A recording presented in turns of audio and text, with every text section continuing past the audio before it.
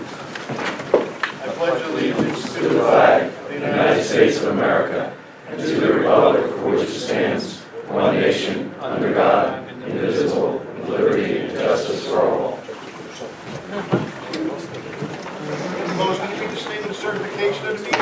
Certification of meeting has been advertised according to sunshine law. Please call a roll. Mr. Venera. Here. Mr. Sealy. Here. Mr. Alvarado. Councilman Kennedy. Here. Mr. Conti. Mr. Walsh. Here. Mrs. Shaw. Mr. Corvo. Mr. Bowe. Here. Mr. Sanabria. Here. Mr. Rico. Here. Mr. Harris. Here. Mr. DiBiase. Here. Mr. Di Lorenzo.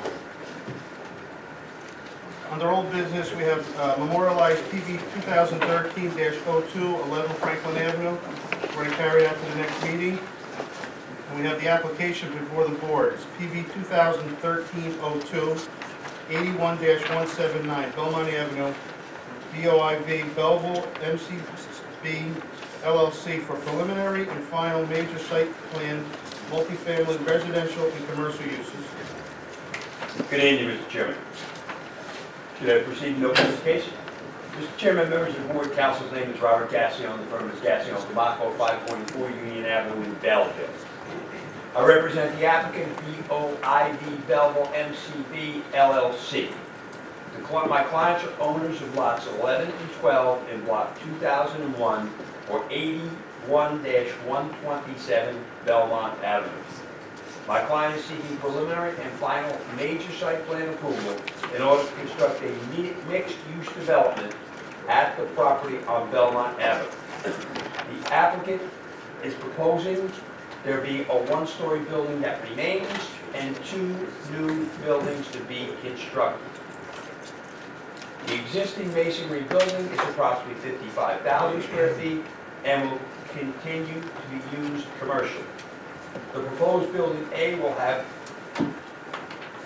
a certain amount of square feet of commercial space, which I believe is about 4,500, and 132 dwell units. Proposed building B will have 1,500 square feet of commercial and 100 residential units. 15,000. That's correct, 15,000, but I say the wrong number. So So 1,500. 15,000. Is that Mr. Conti back there? Yeah. Well, just tell him to come up. All right. I didn't see a seat. I don't want to. What we doing? There might be a seat out that door. There's another seat there. If you're not, you can sit on DBI's left. All right.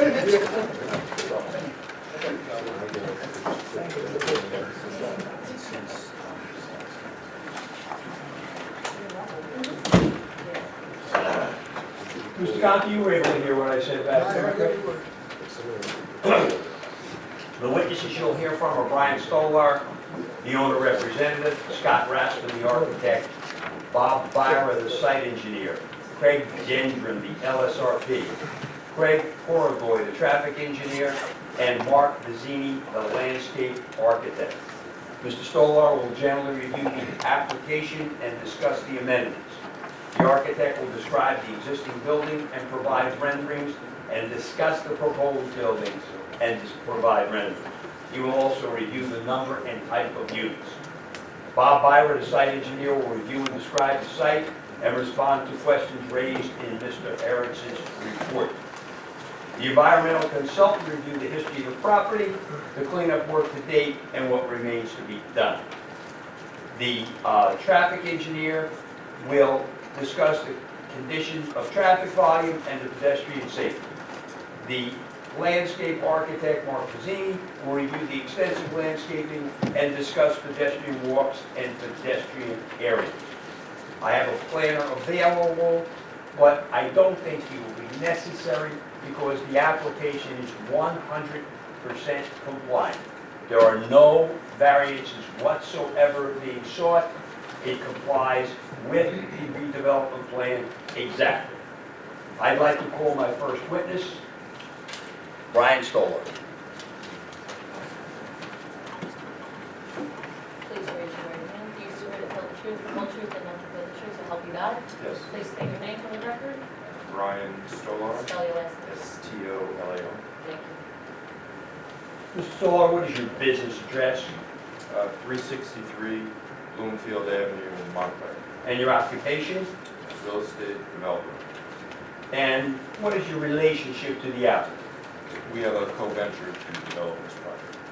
And would you discuss first the existing structure on the site?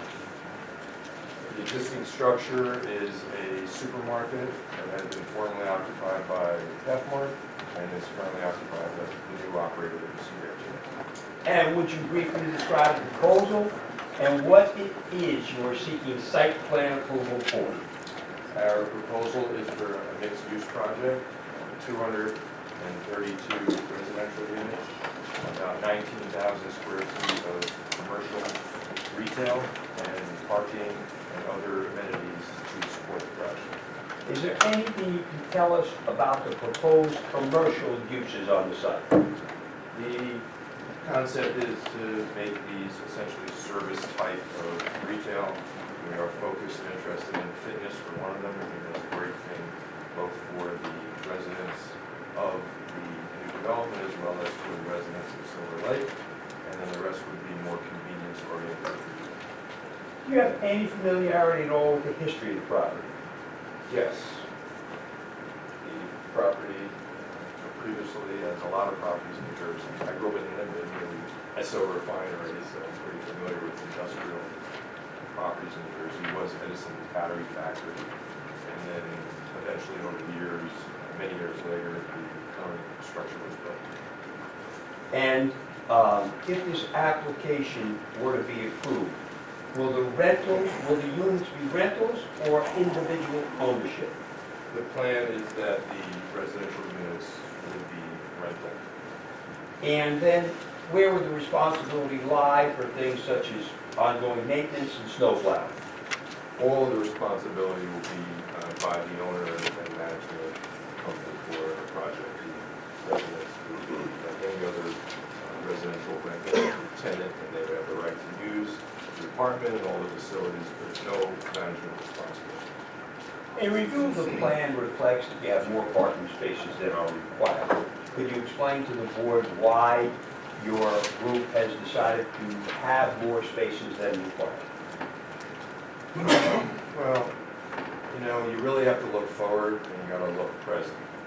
And I think we're very excited, by the way, for Belleville, and I thank the chairman and all the members for having us here tonight, and for Silver Lake. Right now, people are still relying on the cars pretty significantly. We have Uber, we have a lot of other transportation ideas, but we wanted to make absolutely certain that there's never a deficit of any kind. And we believe that because the light rail is there, and because we have this mixed-use development, this is going to be a thriving, very, very successful development that will add a lot to the economics of both Silver Lake in specific and Belleville in general. We wanted to make sure that we did even more than we had to, and essentially provided more than the redevelopment plan requires. Will there be any specific designation of the spaces to a particular use? What will happen over the management between the supermarket and the residential and the different commercial retail users is together we're going to work as a group to make sure that all the parking is managed and coordinated in a way that works for everyone's benefit. Will the applicant repair or replace any sidewalk or curb that is damaged during construction? Yes. Would you describe how the operation or the construction will be completed and whether or not there'll be any phasing? I can tell you that the way that this project is designed, and I'd like to, in a minute, if you're going to the questions, council, show, as we are to the members of the public here, show you a rendering, you'll see that really the buildings, the two buildings, really have to work in concert together. Even from the site plan itself, you can see it, although the rendering will make it more clear. So we really see this as one development. Certainly, one building may become occupied sooner than the other one, but they will be both built essentially at about the same time. And you want to make some final comments, I believe, with regard to the unique steps that we're taking to make this a particularly attractive building and make it fit within the area. Would you go to the board and I would. start those comments, please? Council, please start marking the exhibits. Yes. Just explain what that is, and then we'll mark it as A1. Just briefly explain what it is. Okay. So, and we have one up, what we did is we put one for the public, one for you folks, so that there wasn't any conflict. And what we have here is we're looking from the very tip of the property, the corner closest to the light rail. We're looking at the front from Belmont. And just mark that then, the front from Belmont. Just mark it as A1 in the corner if you would. And these are two buildings. They're both 4-story. Hold on.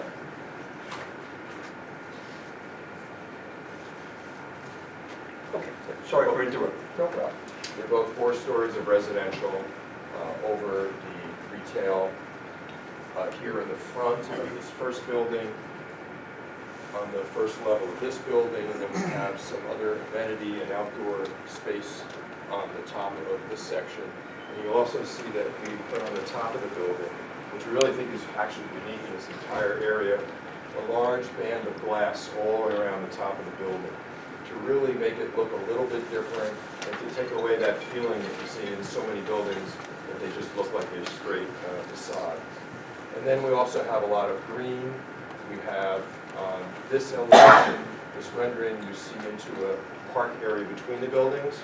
When our engineer and architect get up, I don't want to steal their thunder or their specifics. They'll show you we also have a large public area to the rear of the property that's green. We have a dog park. We have a lot of outdoor activities. And then what we've also done is really made sure that this project has a lot of interactivity between the different uses, so it's easy to get from one place to the other. It's easy to park. If guests are going to come to visit folks who live here, they won't have a hard time finding their way. By the way, this is an entrance right here to get into this building, so it's close to like the center section, and the other entrance for this building is right across here. This is an entrance to the fitness retail. It's more of a commercial setting. We've incorporated also some green sustainable features you'll see and you'll hear about. We have the rooftop amenities you see there. If you can see over in the far right, I apologize the words aren't any bigger, it says coffee retail. That's really designed to be a community-oriented design. We're actually working with a few banks and a few coffee retailers to really make that a very special combination of services for everyone in Belleville in the Silver Lake area. And then 232 residential units. We are also including more of a smaller scale size of units. We only have just over 80 of the 232 are 2-bedroom. The rest are 1-bedroom or studio. And then a concept that is really becoming very, very popular, which we're doing in Montclair. A lot of folks are doing it in New York, and a lot of other, Boston, Dallas, Denver, everywhere. They're called micro units, and they really are smaller, but they have all the furniture built in. For those of us old enough to remember the Murphy bed, now called the wall bed, and actually build that in, and really give, especially younger folks, the opportunity to move in without having to spend $5,000 at IKEA or Home Depot or Lowe's, and to really give them, we call them the backpack unit. You can just sort of move in, and it's really great for folks.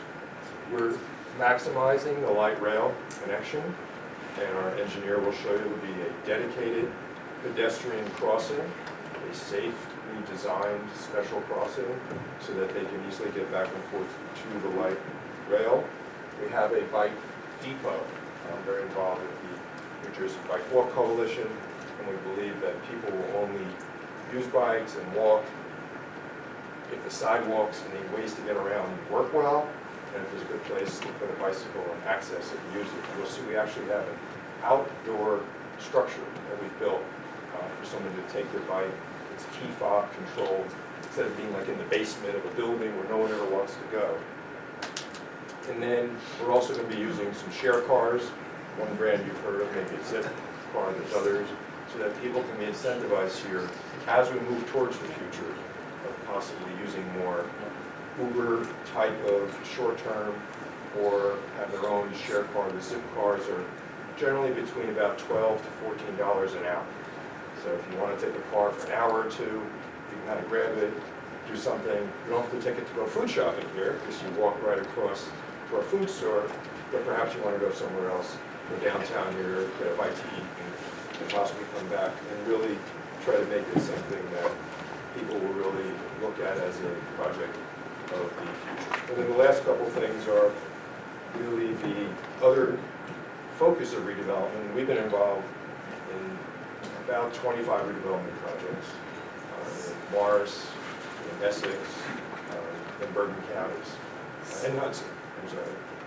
And really you look for properties that have either obsolescence, excess land, the need of environmental cleanup, and this has all three, in addition to being by the library. So we're really excited about it together with the retail ownership group, and we look forward to showing the rest of the presentation.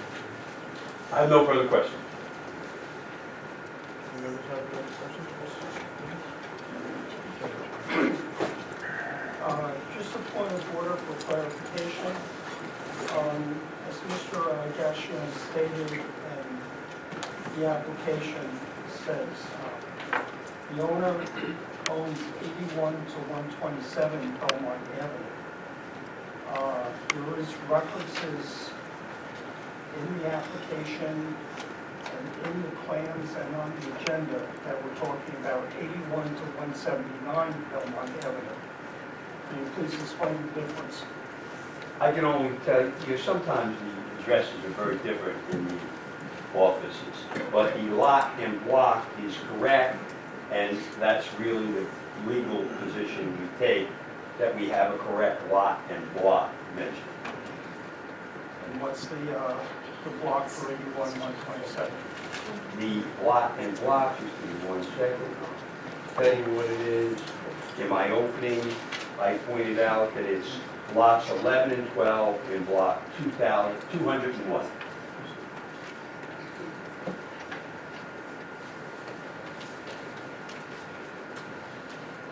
We only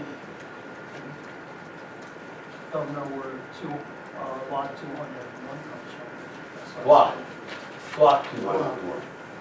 Lots 11 and 12. Thank you. 1 second. Does anybody in the public have questions only of this witness? We're going to hold comments to the end. We have a very large panel tonight, and we're going to hold all the comments to the end. And the meeting is only going to stay, we're going to stay here until 10 p.m. If it goes on beyond that, we're going to have another meeting. Mr. Sheldon? Yes. Just one very quick question. Do you have a projection for the number of school-aged children this project will generate? I don't have the exact number, but we're going to be able to tell you that. I can tell you that we have a lot of experience with it. We are building a number of projects in Montclair, and because Montclair has had so much residential development, the governing body there decided to actually survey every single multifamily building in town.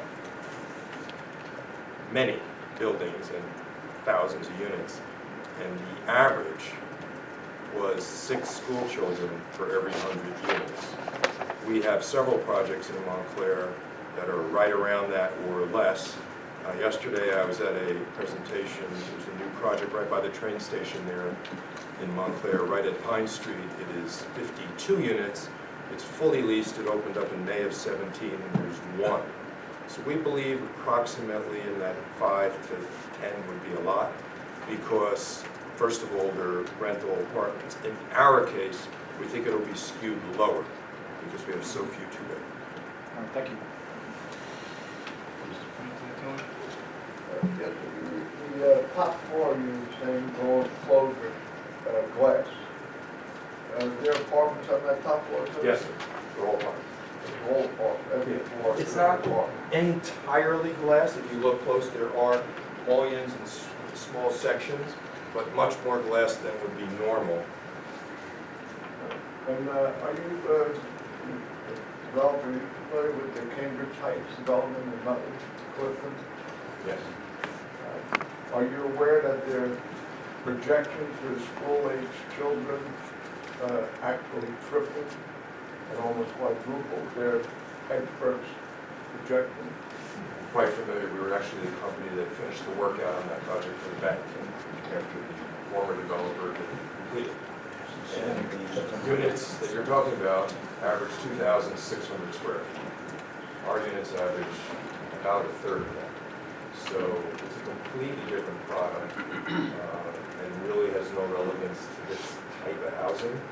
And the reason that that happened there is they really were becoming like a more affordable single-family home because they were big enough. They were all 3 bedrooms for the most part, or 2 bedrooms and den, and a lot of garage and a lot of amenities. You could live with a family. You really couldn't really have a family for the most part. Just want to make the point that many times we've seen the experts' projections. Objection, Mr. Chairman. This is time for questions. He's answered your I would question. only add for the record that we don't, well, while we respect and appreciate all the experts in this field, we built about 9,000 homes and townhouses and apartments and condominiums. And we rely a lot on our own experience, and we view this to be a project that will house mostly either empty nesters or very young folks and very, very few families.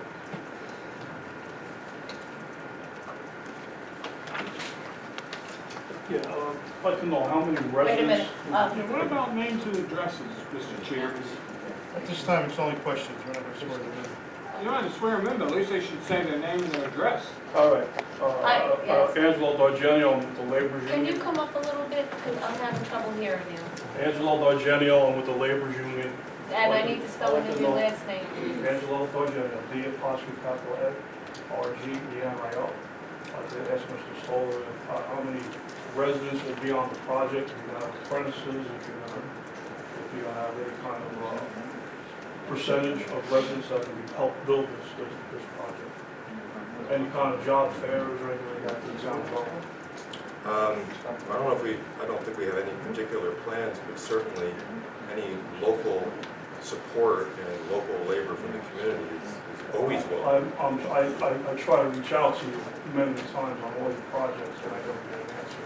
That's why I was wondering if Belleville has any kind of language in their projects, any kind of PLAs or anything like that. Responsible contractor language or anything like that. Mr. Harris? I usually see that in a redevelopment plan, but I don't know if it's in that specific. He's not aware of any language. Okay. Thank you. David Genyor, 6 Essex Street, Belleville. I'm going to ask, can the public please stand up You didn't hear me? so that I can, She said Mr. stand Chairman, up. can you ask the public to stand up and state and spell the name? Yeah, could you please stand and There's state a your lot name of and people spell it? here and I'm having trouble hearing. David Yenor, Y-E-N-N-I-O-R, 6 Essex Street, Belleville. I had a couple concerns in that when the gentleman is pointing to the document over here, the people in the audience don't see what he's pointing to. So We have 2 boards, but I couldn't point to both at that's the same so time. the presentation is not relevant to the people in the audience. Secondly, is this the time to talk about, to ask questions about the pollution and what cleanup is going to be done? I think we have somebody who will speak to that. I object to it being asked of this witness. He did not talk about any environmental issues, and therefore any question of that nature would be beyond the scope of the record. There will be, we will have a witness. We do have a witness who will talk about it, yes. But sir, anything you'd like me to point out, or you had a question that you weren't clear, I'm glad to do that. Well, we didn't see any. You saw. So I mean, you know, I don't know, I'm sure the planning board sees presentations all the time. Is this the way it's done? Where it's only to the board? Usually there's only one. He usually provided 2. We went to There's the 2 effort to copies. show a separate one for you folks. Right, but that could be turned a little bit so we can see. But they're saying boards. Let me turn it a little. Tell me what's a good angle. The other board could be turned so That's what we so would we like could to see. Let's see if we turn it, then they See can't generally see what it you're pointing at. A little. Again, Basically, excuse me, You're done, aren't you? Excuse me, this is unique that my client has brought a separate rendering so that the audience could see it. No, we can't see it. Well, it's right there. When he points to it, we can't see what You he's don't doing. see Sir, it's the screen, but identical. You certainly can see the render. They're exactly the same. Maybe he didn't know that. Look, it's up, the planning board, Belleville Planning Board, if this is what you would like, fine. Usually this is not adequate. usually have one diagram, there's two, so the public can see it more clear. I don't know what, he pointed to the glass. Did you not see the glass on the upper floor? Sir, just to show you, they're the exact same board. I realize, but we can't see what you were pointing to. I see. Any other witness, public? Vicky Fucci, MAFF, UCCI. You had stated that there was more parking than required. I was just curious, what standard is used to determine the number of parking places? Leases? Towns? Yes, we developed a plan working with the township planner from the company that they hired, CME. That is based on pretty much all of the modern traffic and parking calculations that are done that incorporate some thought about shared parking, that perhaps at night residents are there more, during the day they're not. But then we decided to go above and beyond that, like I said. All right, thank you. Frank Fleischman, 132 Franklin Street. Mr. Stellars, I can appreciate that you're familiar with the property. Are you familiar with Silver Lake at all? Have you ever made a tour of it? Have you ever looked at some of the side streets or anything like that? Are you familiar with the neighborhood at all? Yeah, I'm generally familiar. What's your impression of the neighborhood, if I may? Objection. What does that have to do with the case? Everything. Can we be Goes toward the specific? presentation, sir. I'm glad to answer. I'm glad to answer. I think that it's a neighborhood that really is in need of and will benefit tremendously from having new development and new investment. I think the food store has shown this is doing extremely well. People like to come to this part of town, as long as there's something there for them to come and to get a benefit. What kind of buildings do you see in Silver Lake? I'm not sure what the question is. A lot of different kinds of buildings. What type of residences do you see? Homes. Could you get to your point, Mr. Fleischman, please? Do you think that fits in with the neighborhood? But you're suggesting it doesn't, I would disagree with you. I think it fits in tremendously for the very simple reason that there aren't any other 9-acre parcels sitting vacant in the neighborhood. How many, and this might be an architecture thing, so I apologize. How many stories are each building, roughly? I'm sorry, you didn't see. So there are 4 residential stories on top of 1 commercial story, also with parking underneath on that first level. That's hidden from view so no one sees the car. So 5 stories total, essentially. Yes. Are you aware of any other 5-story buildings in Silver Lake? No. Thank you. You're welcome. Okay. Seconds? Stand over here. I have a question about this. Mary Higgins, 148 Brighton Avenue. I just want to ask some questions about this, okay? There's 232 rental units? Yes. Okay. And then there's stores, commercial properties below that, correct? Just Just retail, wondering. yes. No other commercial besides retail. Okay. According to statistics, conservatively speaking, a rental unit uses 5 gallons of water a day. That's conservative. I don't know how much stores, commercial properties would use. For 232 rental units, that would be 1,160 gallons per day going whoosh into the street on Belmont Avenue. Are you aware that there was a water main break today on Belmont Avenue? Well, I think better to have our engineer, but again, the water main. There was a water main break today in Belmont Avenue. Okay, I'm concerned. You said this is for the good of the neighborhood, the good of Belleville, Silver Lake. It's pretty above ground, but you're not aware underground. Objection. Yeah, can we do it at the No, it is. question? The water going down is a concern, isn't it? We'll ask the question. You said objection. Who said objection? Objection is you're not discussing anything that has to do with the application. The water is going to be contained through the normal process like any other house is. The water's gonna be, are you aware of all the water main breaks that happened in the last 2 months in Belleville? That's normal? This is an extreme concern. You're going to add 1,160 gallons of wastewater per day. That's just for the rental units. How is it gonna be handled? We're limited to questions, Ms. Higgins. Okay, how is that going to be handled for the good of Belleville? We have an engineer who will come up, Well, where is he? and we have other witnesses, if you listen to my I want opening. the, I want If you it, I want the Ms. answer Higgins. now. This is happening today, there's a flood there today, and Ms. you're Higgins, talking about You bringing can more ask the engineer flooding your into questions about the Belleville? water, Ms. Higgins. Pardon me? You can ask the questions to the engineer if you have any questions about Where is water. he? He'll be presenting tonight. After he presents, you can ask your question, How come he can't answer it? because he's not an engineer. You also obviously aren't aware of this town of Objection. Silver Lake. Hey, object all you want, Mr. Gassion. Thank you, thank you. Carmela Fleischman, 132 Franklin Street. I'm sorry, I didn't hear you. Carmela Fleischman, 132 Franklin Street. Thank you. I don't know, this is my first time at this kind of meeting, so I don't know who this question goes to.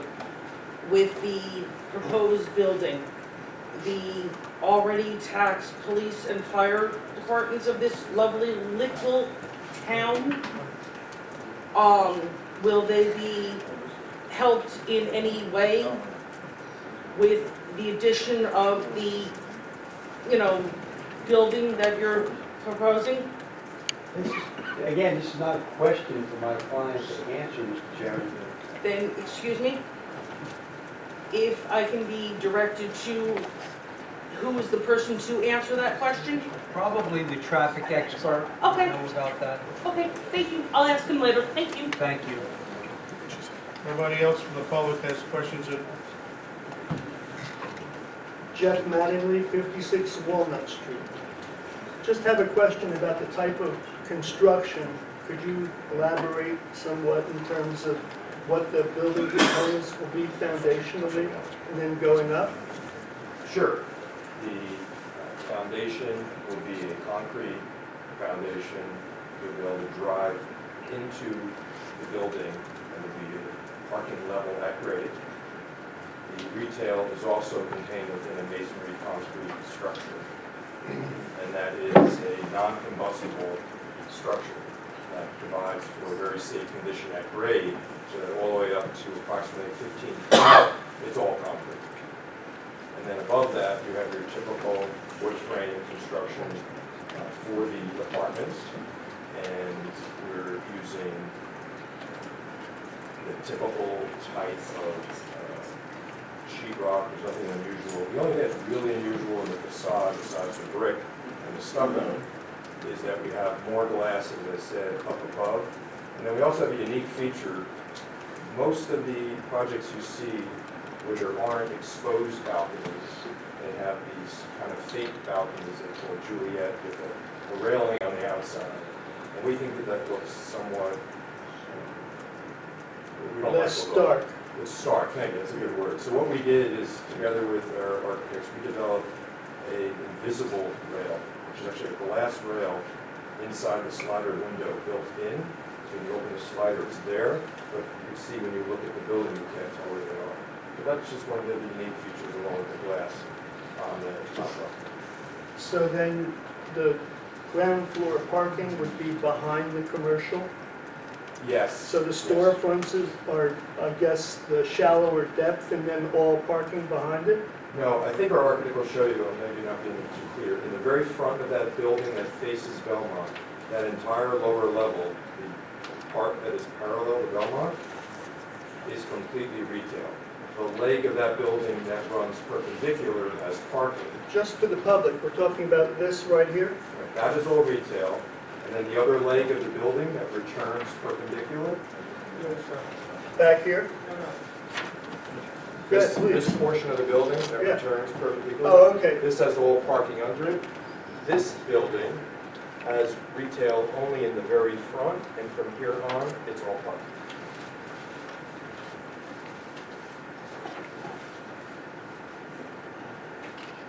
So then this will be shallowed out if in this point, you're going to have parking behind No, this. no, sir, I'm sorry. Interior. It's not shallowed out at all. It is about 65 feet. Okay. But on ground floor, you have parking. Parking in all the other sections where the retail is not. And wood construction on the residential above the ground, first floor, to whatever degree the masonry rises, you said 15 feet? It's approximately 15 feet to what's called a podium. The podium is a 3-hour rated concrete separation. And then in addition, we're using a full, I forget the exact code, but Market will tell us, 13A, which is called, for all sprinkling of the entire building.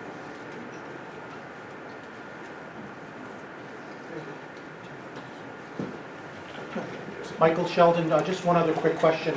Does this project currently have, or will you be seeking a pilot from the township? It does not currently have anything in place, but the plan is, because it is a redevelopment project under New Jersey law, we would seek to have a pilot program that will be for a number of years to be determined. The amount of total pilot payments that the township will receive eventually will be substantially more than the current taxes paid only on the food store. Thank you, thank you. If no one else from the public has any questions? I got a question. You're gonna have 232 units, so you're allotting 174 spaces. The average couple have 2 cars each. So you're talking about 464 cars? We don't have 174 spaces. We have more than that. I wasn't talking about the numbers, and I'd rather not take that away from our engineer. Talk about the numbers. Mr. Penny, and I think he can give you the specifics. We have many more spaces than that. Well, it's listed here, you have 188 non-residential and 174 spaces for residential, which comes to 487. So I'm just saying, I don't know how many spots you're allowing for your tenants, but if a tenant has 1 or 2 or 3 cars, where are they gonna park those cars if they can't park them on the property? I really don't want to give Mr. Byers testimony. He's a certified civil engineer. I'm not a licensed engineer. Mr. Kennedy, the engineer will testify as to parking.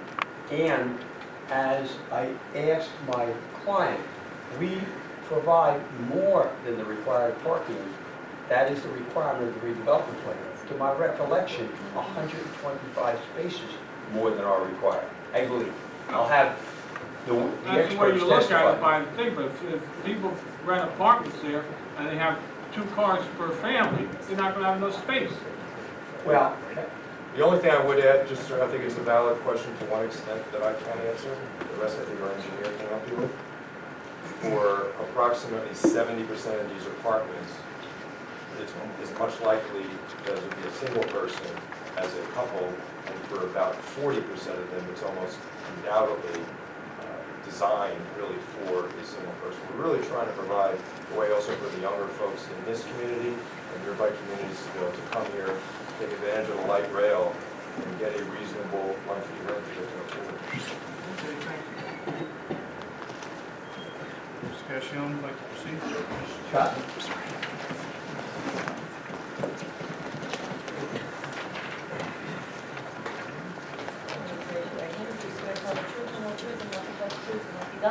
Please state your name and spell your last name for the record. Scott Paul Rossman, last name W-R-A-S-M-A.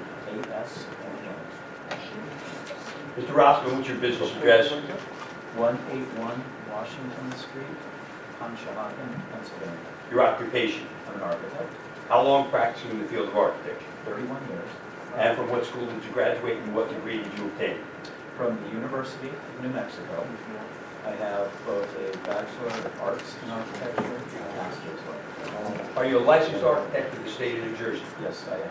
Member of any societies, professional groups connected with your work? Yes, I am. I'm a member of the American Institute of Architects.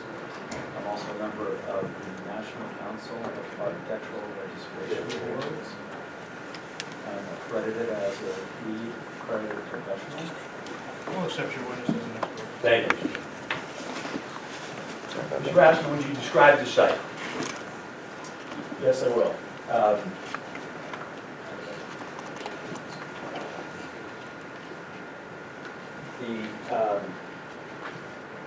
The site consists of, the ultimate site consists of 3 buildings. There's the existing. No, describe the existing site. I'm sorry, sir. The existing site has the 55,000 square foot grocery store with a field of parking and some just landscape area around the parking lot. Okay, and would you describe the existing structure on the site? Yes, it's a one-story grocery store, approximately 55,000 square feet. Any alterations going to be made to that structure? Yes, there are proposed alterations to the structure. Okay, let's identify what that is so we can mark it into evidence. Mark, there's one other camera. That'll be A2. A2 is a rendering of the proposed improvements to the existing grocery store. And would you explain those alterations, those planned alterations? Yes, I will. In addition to patching and repairing the existing bulkhead that runs along the length of the front of the grocery store, which is pictured, the existing grocery store is pictured in the lower right-hand corner of Exhibit A2. In addition to cleaning and repairing the stucco and repainting it, we propose to construct 3 tower elements at the corners of the existing north facade, plus one in the middle that designates the entry to the grocery store. Those structures are composed of cast stone and brick and stucco to match the existing building, and a metal parapet cap that will be painted to match the materials of the new proposed buildings, as well as improvements down the Belmont Avenue side of the grocery store that will be composed of, again, cast stone and brick and stucco to match this building and also tie in being the same materials as the proposed buildings. How many new structures are proposed? 2 new structures are proposed. And do you have a rendering that you can use to help you describe the proposed L-shaped structure? Yes, I do. I'm going to refer back to Exhibit A1.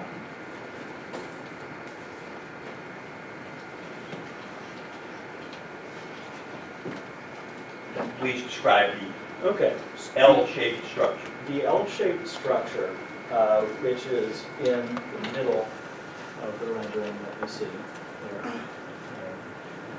is a 4-story residential building with a story of commercial and parking use on the ground floor. The building is set back off of Belmont Avenue with the short leg of the building facing Belmont Avenue.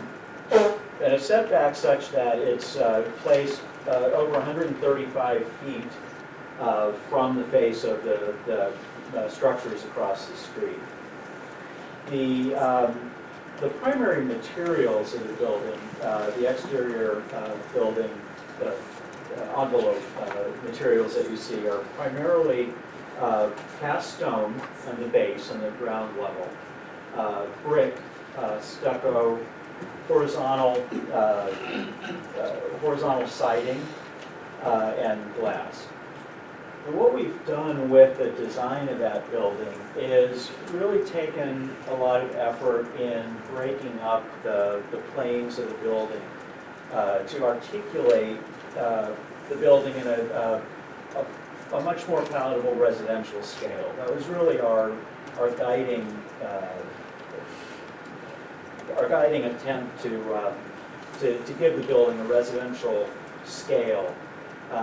So there's manipulation of the planes in and out There's different materials in different parts of the building, so it reads at a smaller, more residential scale. In the base of the building, as Mr. Stolarz pointed out, there's 15,187 square feet of commercial space that, again, faces Belmont Avenue. And then on the long leg of the L that continues back towards the west, the ground floor houses parking, resident parking. The other part of the building that I want to point out that's an important design factor is the clear story level at the top. That's the glass story that we talked about earlier, that was done intentionally to really almost hide itself as an extra story, so that the residential scale of that building is kept as small as possible. And then at the top of the building is a pitched standing seam metal roof with dormer components to break down the scale, and again, give the building a residential feel. Would you describe the proposed linear building? Yes, I will. The linear building, which is along the north side of the site and then parallels the light rail tracks, is the same height as the first building I described, which is 4 levels of residential over a single level of combined commercial and parking. Although the height's the same, the layout's a little bit different in that at the front of the building, the retail commercial part of the building is a single story, which then steps back to a second story resident lounge, and then steps back to the 5-story building behind that. So the presentation on Belmont Avenue is stepped back. It's not the full height of the building on the street side. It does continue the commercial aspect, so that the street frontage is that activated commercial presentation, and all the parking is further behind, and none of the parking that's below either building is visible from the streets, and that was very intentional on our part. It has the same standing seam metal roof that presents both to the front and the back side of the building. How many total units are proposed? 232 rental units. And what is the makeup of those units? The makeup of the units is there are 20 micro units, 20 studio apartments, 108 one-bedroom apartments, and 84 two-bedroom. And does that mix of apartments comply with the redevelopment plan? Yes, it does. And does the entire project comply with the redevelopment plan? Yes, it does. Are the buildings ADA compliant?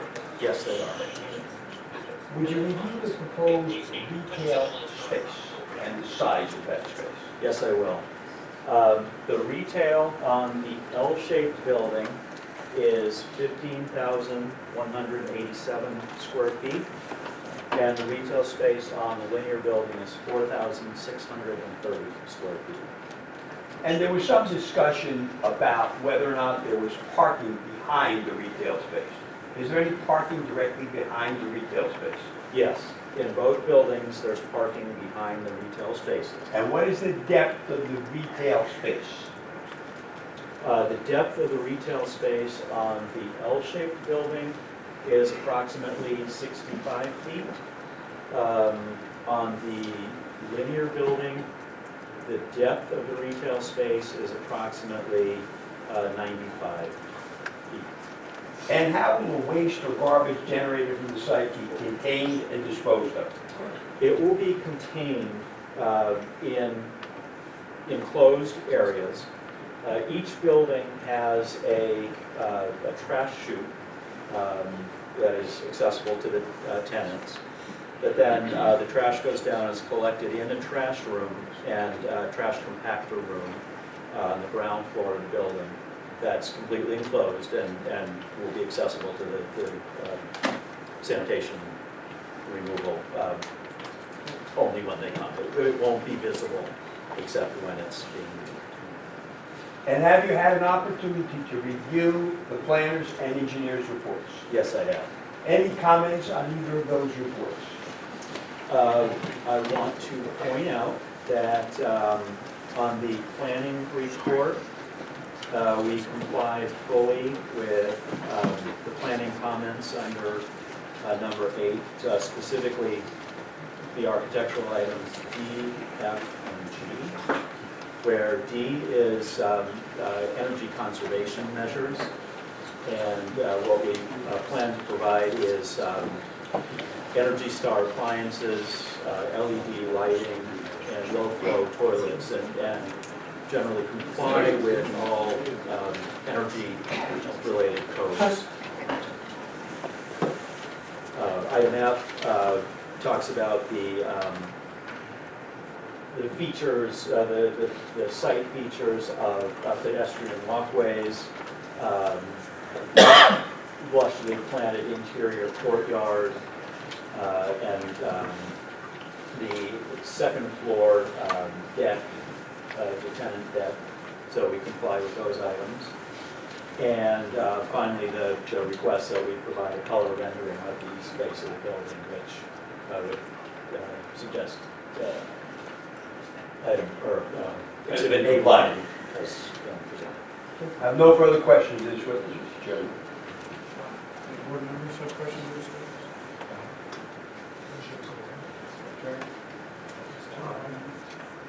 Quick question about the trash. Are you also recycling?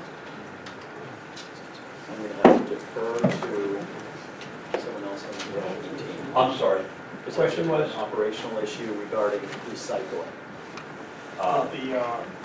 You mentioned trash pickup and trash chutes. I will have one of the other witnesses testify as to the recycling proposal.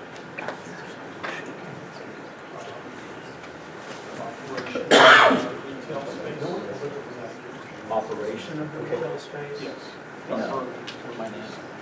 Number of employees, I'm sorry? number of employees in the retail space. I don't think there's been, We're unable to answer that question at this time. until tenants are designated.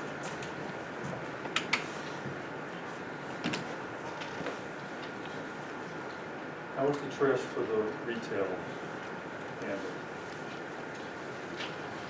You mentioned that the residential has a chute. How does the retail uses get rid of the trash?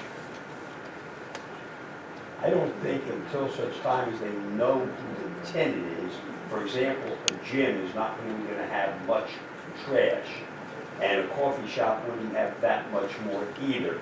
But I'll try to call the engineer or one of the other witnesses to see if they can give you more details as to that.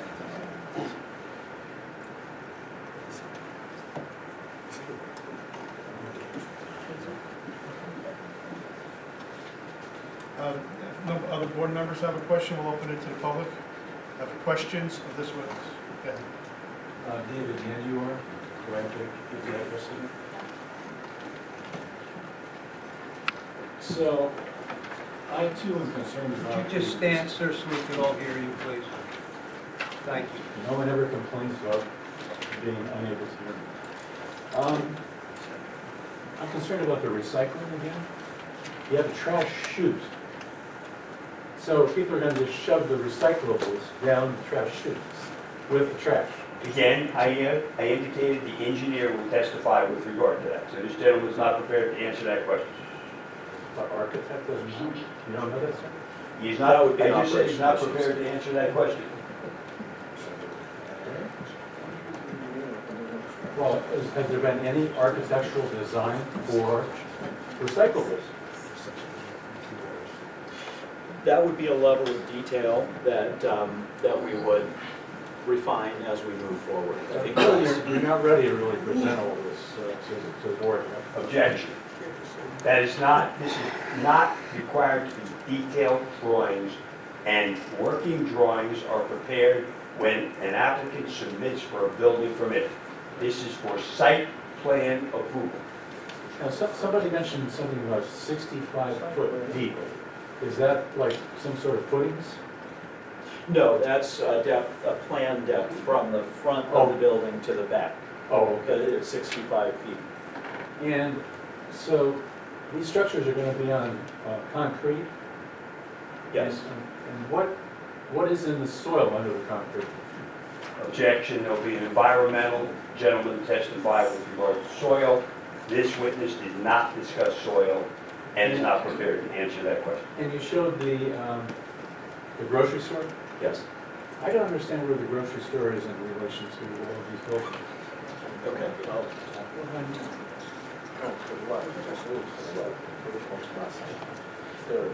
This is the front portion, the front third of the grocery store that you see. The grocery store continues behind this building. Mr. Rassman, what exhibit are you referring I'm to? sorry, I'm referring to Exhibit A1. And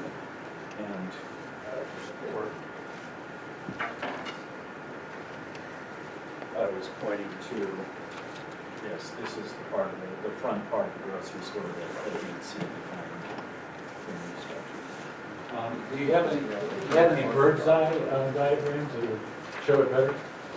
Yes.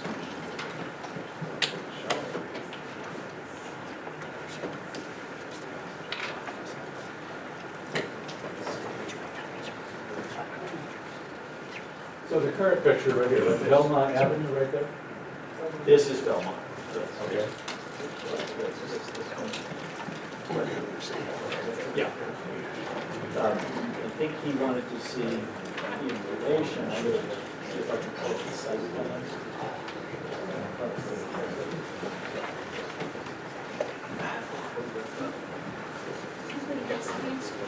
Yeah. Yes, okay.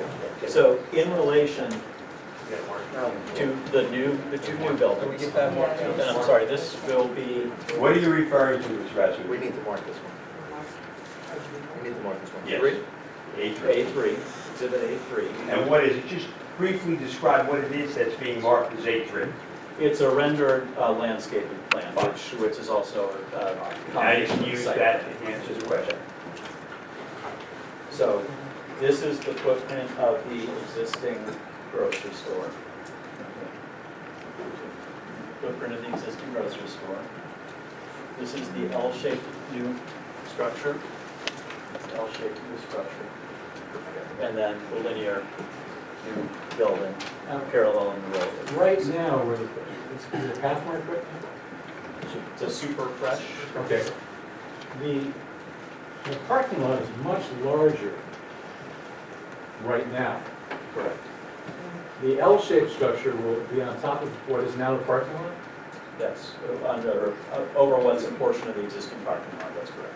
Okay. And what about solar energy? Are you going to be using any solar on the structures? None is proposed at this time. And these will all be rentals? Yes. And I don't know if this is a question for the architect, but will it be pet friendly? Yes, an amenity is a dog park at the rear of the site. And there's an octagonal shaped building out at the corner? Yes. What is that? I must have missed it. That is a tenant lounge. It's a multi-purpose room for the use of the tenants. Yeah. That's all the questions I have at the moment. Any other questions? Yes. Ms. Higgins? To state my name again? Yes. Mary Higgins, 148 Brighton Avenue, Belleville, New Jersey. Okay, I understand about the garbage being compacted going down a chute in the building, correct? Correct. All right, then it'll be stored there until it's taken away. What about the supermarket? Are there going to be any structures to cover the garbage bins? I mean, how is that going to be handled? You know, because the average supermarket per year throws away 40% of their produce. So are there going to be any containment of the garbage on that site? The supermarket is currently I'm operating. asking him. The supermarket is currently operating at that location. Well, I then answer the question. Is it being covered now? Is it going to be continue being covered or uncovered? I don't recall the condition of the existing garbage at the grocery store. Well, do you think it would be beneficial toward the township of Belleville to have something added like that to your plans? You know, so it wouldn't be an eyesore, you know, vermin, rats, garbage. I Would you think take, we is that can consider that. reasonable request? You know, to keep the rats and garbage out of Belleville? Is that reasonable? Yes or no? But that's a reasonable request. Thank you. Any other members of the public have questions of this witness? Carmel Fleischman again. Okay, walk me through this, I'm sorry. The building towards the west is the grocery store / supermarket. Correct. Okay, the little green, little trees, right there. Parking lot or green trees? It's a parking lot with islands that have trees planted in them. Okay. Then we're going off, we're coming back towards the L shape, but we're coming towards the light rail. So there's open space there. There's an existing business there. And then there's the light rail. Am I There's no existing business between the grocery store and the light railway. The property abuts the light rail. Okay, but there is, correct me if I'm wrong, there is a building there, correct? No. No. All right, I'm on Franklin, I'm on Belmont. Gas station, right? Following with me? Okay. Light rail, building. He's answered the question and say there is no building there. Okay, but that's what I'm trying to figure out. I'm trying to figure out where you're gonna put this thing. Because, right, but, There's a diagram that shows where it's going to go. okay. I know I'm not losing my mind. I know there's a building there. What Building's on the other exists side of the light rail. at the far edge of our site, what exists is an access roadway that gets back to the Pico, or the PSE&G site in the back. Okay. There's not a building. The Polizzi building is on the other side Right, of on the the tracks. next block. This is taking place far side of the tracks. Okay. There's no other building other than the current. Okay, thank you. That's what, like I said, that's where I was getting confused on. You just said the Polizzi building. I'm like, wait a minute, I know there's a building there. Okay, thank you. Okay. Michael Sheldon, 47 Flood Street. Just one quick question. In the event of a fire in the interior portion of your development, in that triangular section, is there enough space for emergency vehicles, in particular fire department trucks, to get into that area? It looks like it's, Yes, this area, just green space. I want to make sure there's... It was specifically designed to fit the width of the fire truck to drive through. There's a path with breakaway gates that the fire truck can access fully through the entire. Thank you. Any other questions from the public? Mr. Commissioner? Yes, I'm just trying to answer one point in my process. Is this that light wood construction? It's wood frame, wood stud frame construction for the top 4 stories. Are the floor and ceiling lightweight truss construction? It would be either truss joist or trusses, or possibly dimensional framing. And we would figure that out in the detailed construction drawings. You're the architect, you haven't designed it, is that? Not to that level of detail. We will, before we build the building, it will be detailed very You're from precisely. Pennsylvania? Yes. Are you aware of the, all this lightweight wood construction that's been going on in New Jersey? In regards to the next fires? Yes, I am. Yeah. But you told me you don't know if it's going to be used. Oh, we will be using wood, but wood frame. Talk about the lightweight trusses. Or your floor, are they going to be alternate trusses? Possible. Yeah. Any other questions of the public?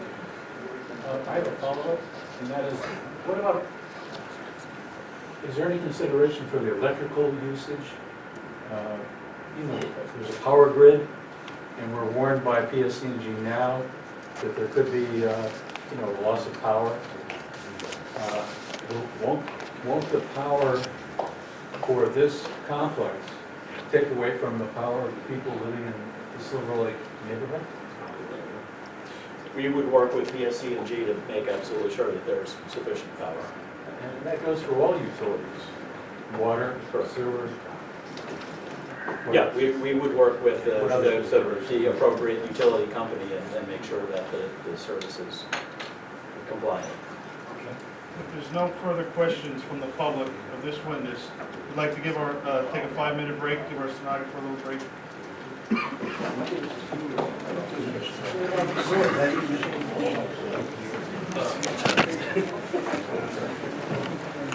One of our members would like to make a statement.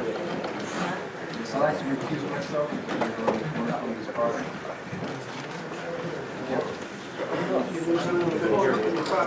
Use the microphone. I can't hear you. Oh, we hear you. He's recusing himself because he lives around the corner from the property. Probably 200 feet.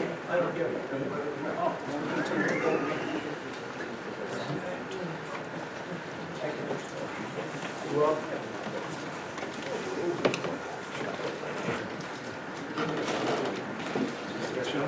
Yes, I'd like to call my next witness, Mr. Byron. Yes. State your name and spell your last name. Robert M. Byra, B-Y-R-A. Mr. Byron, what's your business address? From the firm of Dresner Robin, 55 Lane Road, Fairfield, New Jersey. And your occupation? I'm a professional engineer. How long practicing in the field of engineering? Over 20 years, providing professional testimony since 2010. From what school did you graduate and what degree did you obtain? I have a Bachelor's of Science and a Master's of Science in Civil Engineering. Are you a licensed engineer in the state of New Jersey? Yes. Briefly give the board the benefit of some of your experience. Briefly. Certainly. I have testified somewhere between 20 and 25 land use boards throughout the state of New Jersey on a variety of projects from industrial to mixed use. Most recently in Wayne Township for a warehouse project. Member of any societies, professional groups connected with your work? American Society of Civil Engineers. Mr. Chairman, I submit that Mr. Byron is qualified as an expert in the field of We engineering. accept your witness as an expert. Thank you, sir. Mr. Byron, did you prepare the engineering site plan for the proposed project? Yes. Would you review the location of the property? Certainly. I'm going to mark this as Exhibit A4. A4 is also mounted on this drawing here.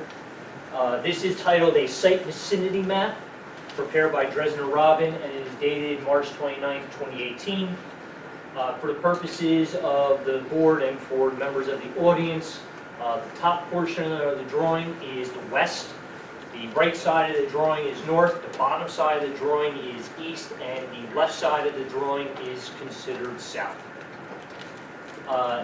This is an aerial exhibit taking around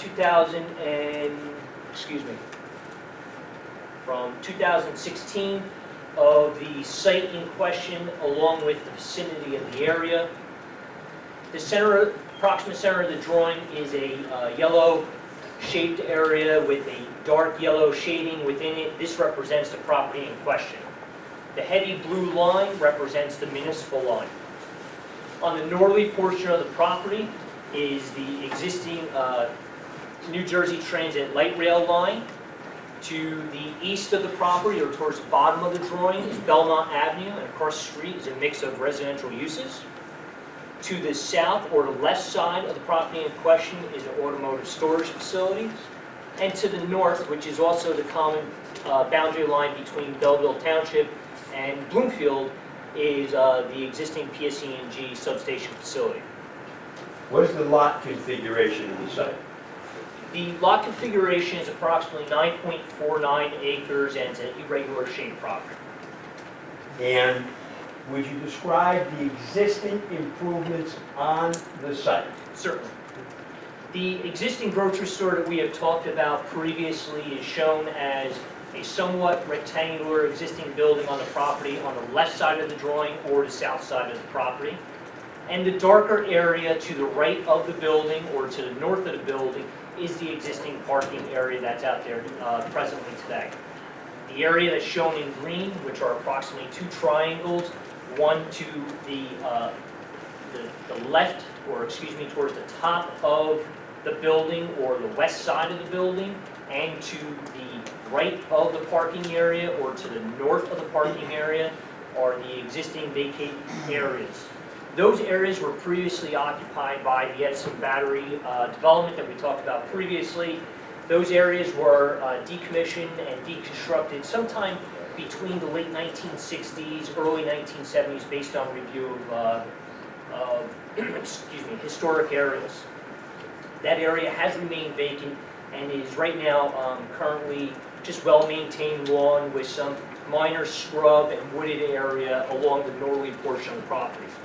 In addition, on the property, as you can see on the right side of the property or towards the north side of the property adjacent to the light rail is a narrow, approximately about 20-foot wide, 24-foot wide compacted gravel driveway. This is a driveway that provides access from Belmont Avenue to the existing PSE&G facility.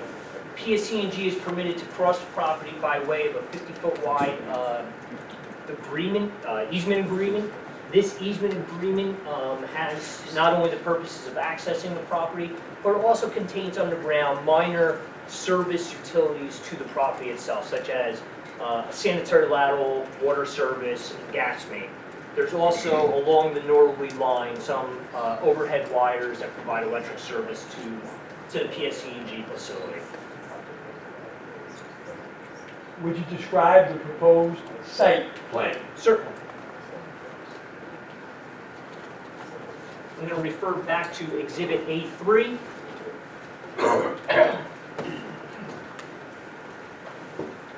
And again, for the purposes of the board and the public, the configuration of this drawing is the same as that of the prior exhibit.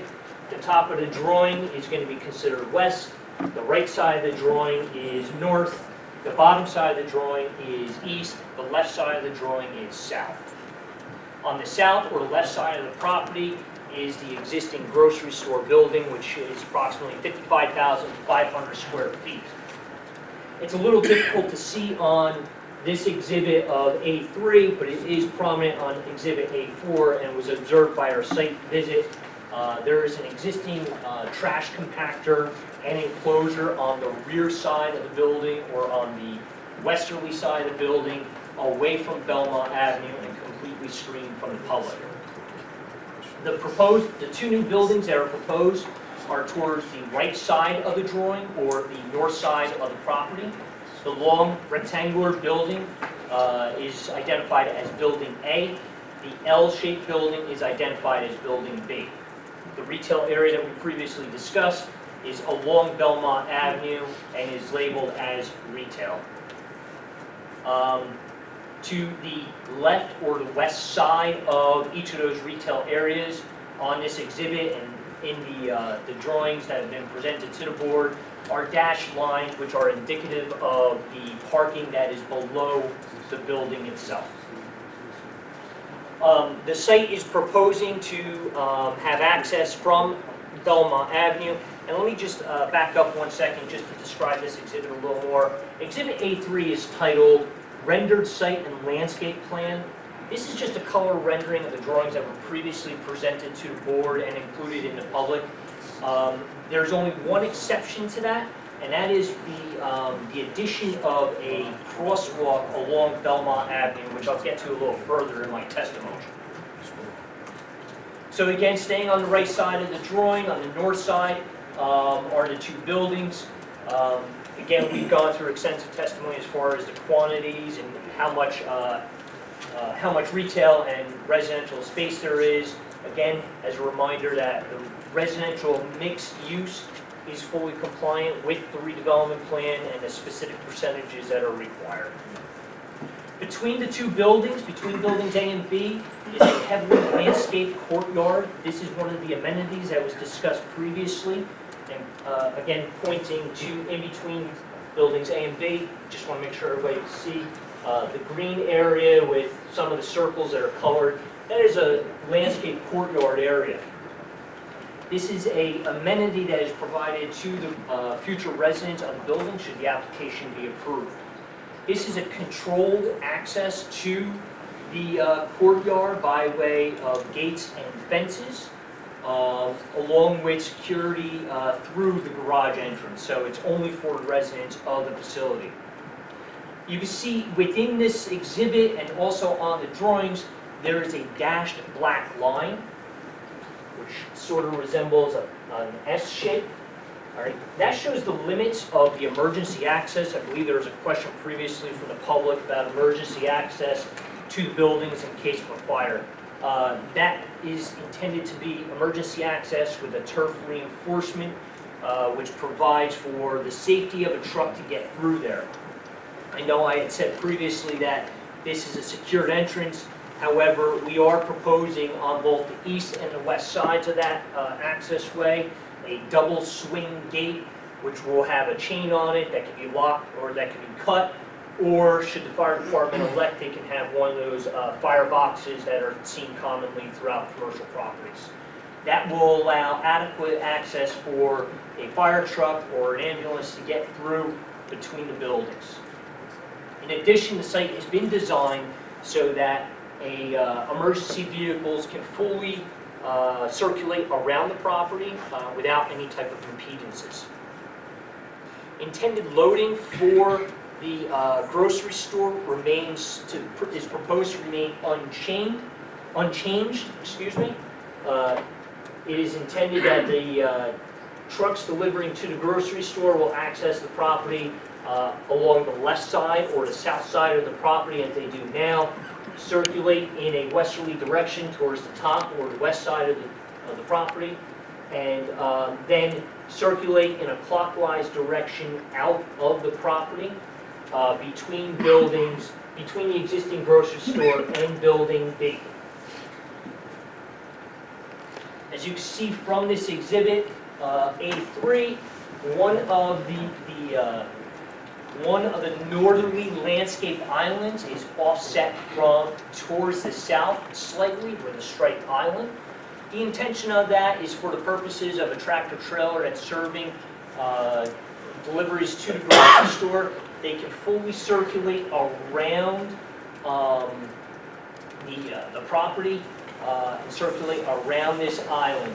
The intention is to have the tractor trailer circulate adjacent to or just south of building B.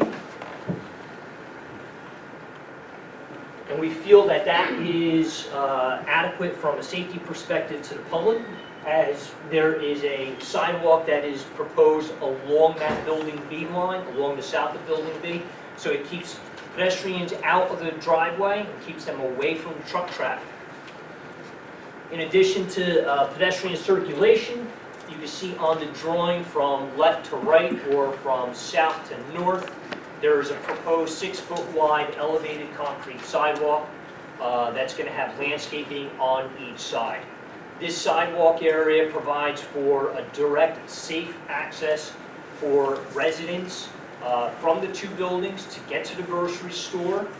Also provides means and methods of pedestrian safety for those who are parking close to that sidewalk area. And it's been intended that the site has been designed so that pedestrians with any type of disabilities in means of accessibility, can access this area and have a more direct, safe route to the grocery store. Just continuing around the property itself, on the northerly portion, or excuse me, the westerly portion of the property, as we can see, there are 3 rectangular green areas. The 2 larger rectangular green areas are covered parking for anybody who's coming through the site. These areas, we're referring to them in our reports and our drawings as carports or canopies. Each of these are intended to be constructed with a vegetated roof that's going to be landscaped and it's going to be irrigated. The intention of that is twofold, well, threefold. One is to provide a means of protecting vehicles for patrons or residents of the property. The second is to reduce the amount of impervious cover, therefore being beneficial by reducing stormwater volume. And thirdly, a benefit of it is from a site sustainability perspective of helping reduce that heat island effect that is discussed so frequently. With respect to emergency power and power itself that was discussed earlier and brought up by some of the public, the applicant is required to meet with PSE&G and submit a service application. It is PSE&G's requirement to review that application and ensure that there is adequate capacity to serve these developments. In the instances where power may go out, the applicant is proposing emergency generators to each of the buildings. On the northerly side of the property, or excuse me, again, strike that, westerly side of the property, or towards the top of the drawing, is a rectangular area that's identified as a dog park. This is a run area that's intended for those who are canine friendly and are going to have those within the building itself.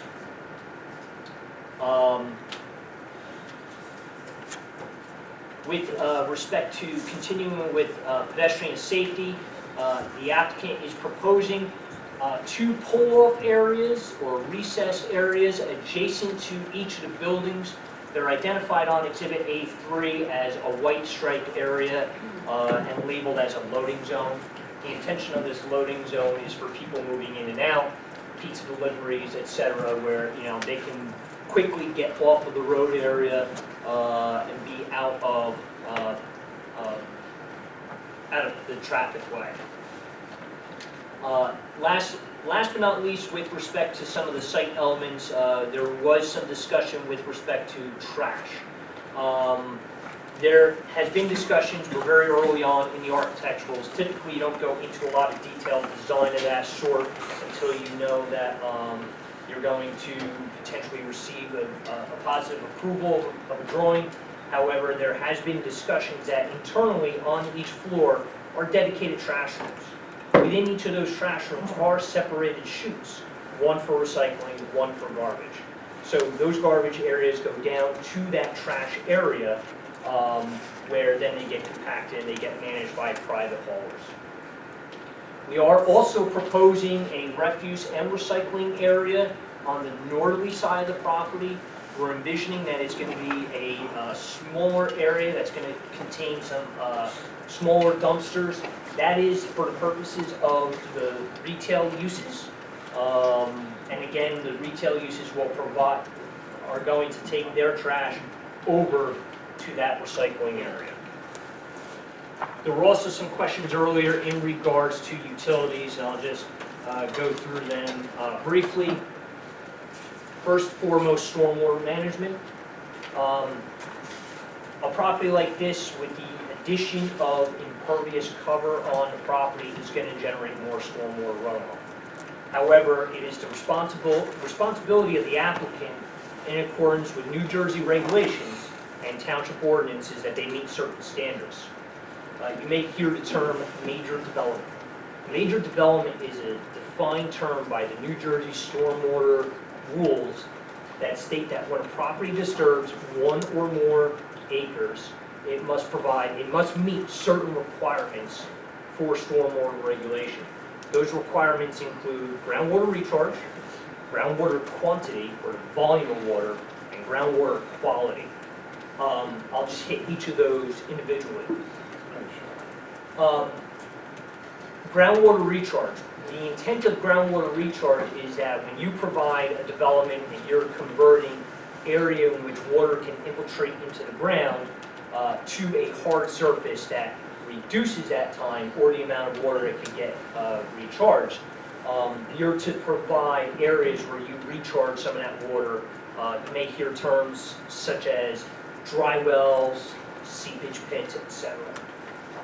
There are certain aspects of the regulation, though, that allow, that state that you are not to require, you're not required to provide certain recharge in certain instances. And this is one of those instances where we've talked about that the area is known to be impacted with groundwater issues, which will be addressed by the project's LSRP, or the Licensed Site Remediation Professional. So we made a request of the township to waive that requirement, which is permitted by the DEP, and the town is of the opinion that groundwater recharge should not be incorporated into this project, because you don't want to exasperate any situation that may be underlying there. The second is with respect to stormwater volume or quantity. Though not visible on these drawings of A3, Exhibit A3, because they're subsurface. We have designed two subsurface stormwater detention systems. One is a dedicated system strictly for areas to manage stormwater from roof runoff, from the courtyard areas, sidewalks, landscape areas. The reason that we're segregating that stormwater from other areas is because under stormwater regulations by the state, you do not need to provide treatment to that runoff. That area is along the westerly portion of the property, and again, it's subsurface, it's below surface. Also, within the westerly portion of the property is a second stormwater basin. That second basin is going to collect stormwater that's conveyed there by your typical stormwater management system. Catch basins and pipes, gets conveyed over to that system. That system is considered the type of runoff that needs to be treated based on the state regulations. Based on calculations that the minimum requirement of what's referred to as total suspended solid removal is 74%. We're actually treating up to 80%. We're actually exceeding the stormwater volume. The stormwater basins, what the purpose of them is like a bathtub in your house. It retains the volume of water and it allows it to go off, or allows it to leave the system at a controlled rate. And the whole purpose of that is that you're not causing any detrimental impact to properties within the area, to the downstream stormwater management system. And the state has very specific criteria of how you do that. And the way in which you do that is we hold all the water back and we provide a controlled release. That controlled release actually has to be less than what is currently running off of the property now. And if you actually think about it, a third of this property is already grassy, it's vacant, so there's not a lot of stormwater running off.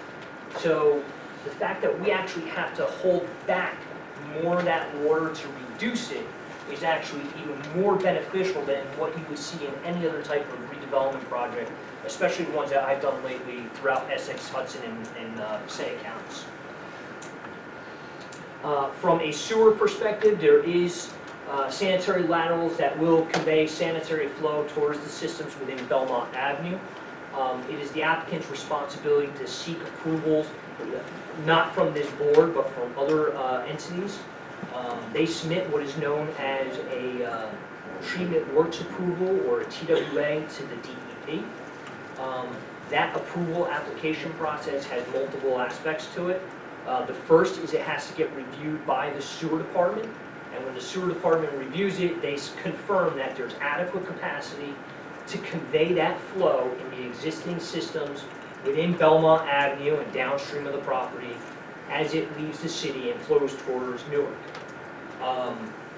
The second level of review comes from the Passaic Valley Sewage Treatment Authority, or Passaic Valley Sewage Commissioners. That's the wastewater treatment plant.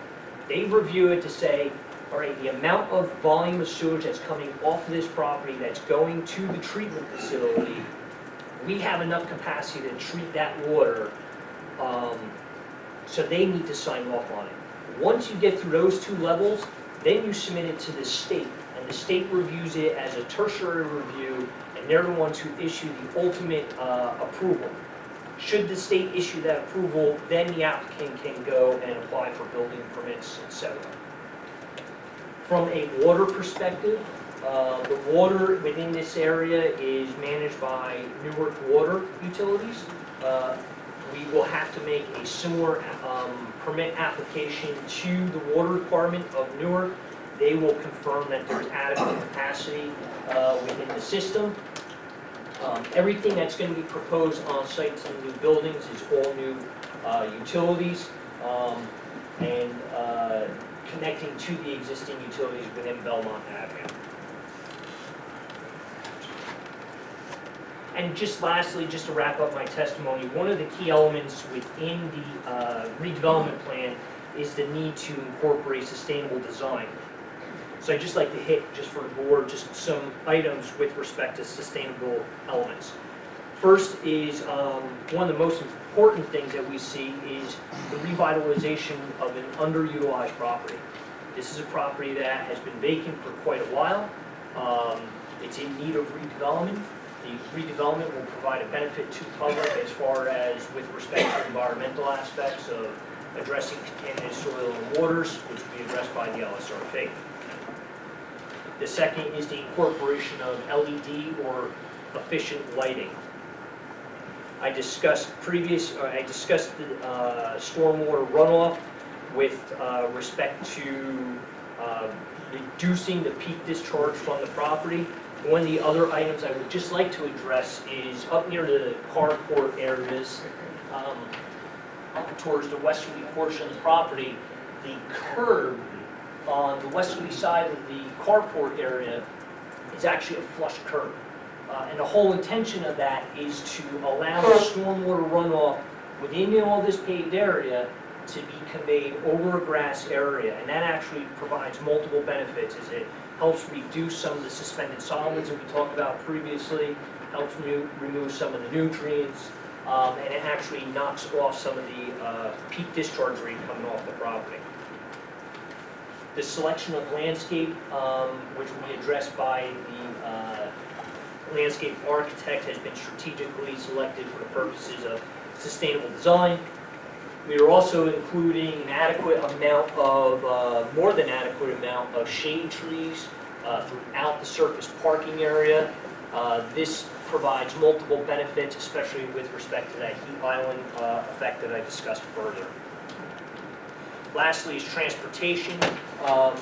Due to the proximity of the light rail station, which is off of this drawing, it's to the north of the property or beyond the right side of the drawing there. It can be seen on Exhibit A4. Due to the close proximity, it's intended that you're going to have less cars commuting, reducing some potential carbon footprint and air pollution. Now, one thing I'd like to just address previously from what Councilman had said earlier is with respect to the amount of parking that's on the property. During the early discussions of this, there was actually some discussions from township officials that actually wanted less parking requirements. They wanted less parking on the property, and due to the applicant's experience and understanding the needs of their properties, they requested and they fought and provided documentation that convinced the officials that went into the eventual redevelopment plan to hit certain ratios. And so there is certainly adequate parking on here to meet the needs of the proposed development. And again, just in closing, just to remind the board members and the audience that it is a fully conforming plan. There's been a lot of configuration going on, background with the applicant, the architect, design officials, and we're very, very excited to be here. Is your client considering any additional carports? Yes, there is some discussion at this time. They're evaluating the potential of introducing additional carports over these 5 parking stall blocks for a total of around 60 parking stalls. The intention of that is that they're going to provide additional shelter protection for some of the vehicles there, as well as it doesn't add any type of additional impervious cover to the property. Are there bike racks any place on the site? Yes, thank you. On the westerly side or the top side of the drawing, for the benefit of the public, you can see a small rectangular area adjacent to the dog park. Right. These are the bike rack storage areas, also referred to as a bike depot. These areas are intended also to be vegetated roof for purposes of reducing stormwater runoff. Would you review the site lighting, please? Certainly. The applicant is proposing to construct all new lighting throughout the surface parking area. One of the items that was discussed in the engineering review letter is the light poles that are within the surface parking area and a request to shift them into some of the landscape islands. Those lights are proposed to be elevated above the finished grade by about 2 feet on a concrete pillar. It's our intention to keep them where they are and not shift them into the landscape area for 2 reasons. One, we're concerned about meeting the minimum light levels that are necessary. Right now, the plan fully conforms with the requirements of the township. By shifting those lights, it's going to actually reduce those light levels, which may require the introduction of additional lights. Kind of takes away from providing that more efficient approach that's specified within the redevelopment plan. Secondly, it may impact the growth and location of some of the shade trees that we discussed earlier. In our opinion, because these lights are being proposed 2 feet above finished grade on a pedestal, they're not going to cause any type of impedance to site circulation or pedestrian safety. Discuss the proposed ingress and egress and site lines or site triangles. Certainly. Along Belmont Avenue, we are proposing to maintain, excuse me, there are right now currently 1, 2, 3, there are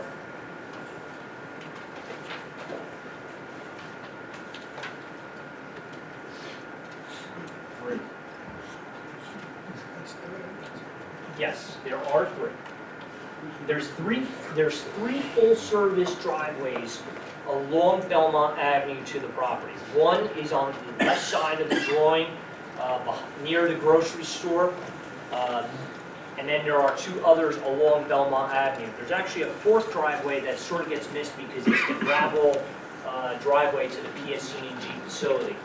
The applicant is proposing to provide improvements to those existing site driveways, as well as adding an additional site driveway to the north of Honus Street. And then just staying within that area and talking about site circulation, please forgive me, I said I would address this earlier. In review of the application documents after we submitted them to the board, we identified that we didn't put on that connection to the light rail. So what we are proposing is a proposed crosswalk on the north side of Honus Street, near the intersection of Honus and Belmont Avenue, in which pedestrians can safely cross Belmont Avenue to have access to the sidewalk and then a direct connection to the light rail. Review the parking location and number of spaces. Certainly.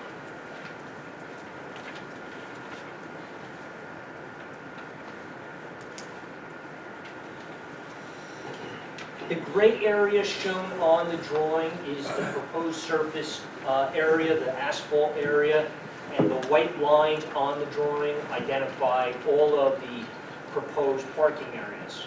There are certain areas that are identified as blue painted lines. Those are the accessible parking areas. Those are included in the total count, and there are a minimum of 362 spaces required based on the standards of the redevelopment plan.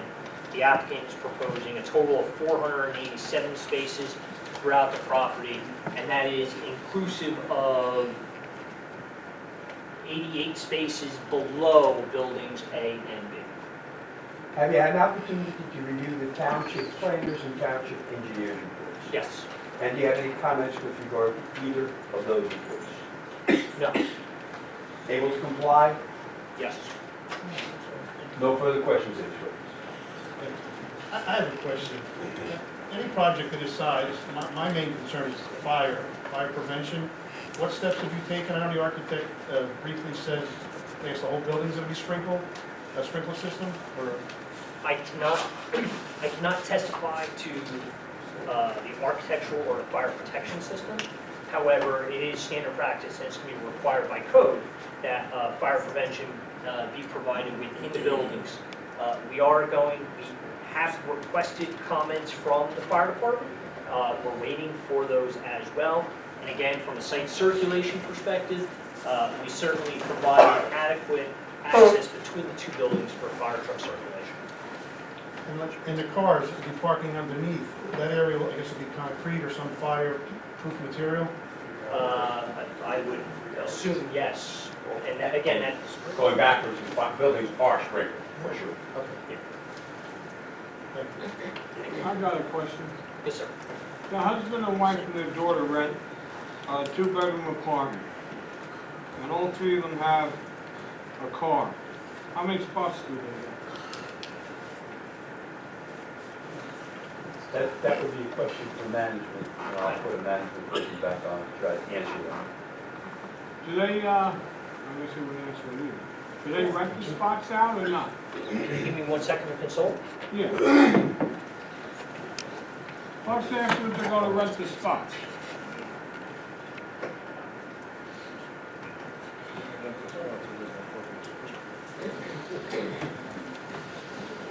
The owner's representative can provide additional discussion if necessary, but he did tell me that there will be leasing restrictions as to the number of vehicles that can be provided by each unit. So that means the daughter and the wife's car will be on the street somewhere. I can't testify to that, sir. Because we have a lot of apartments in Belleville that now rent out their parking spots. So when the tenants don't want to pay, they end up on the streets.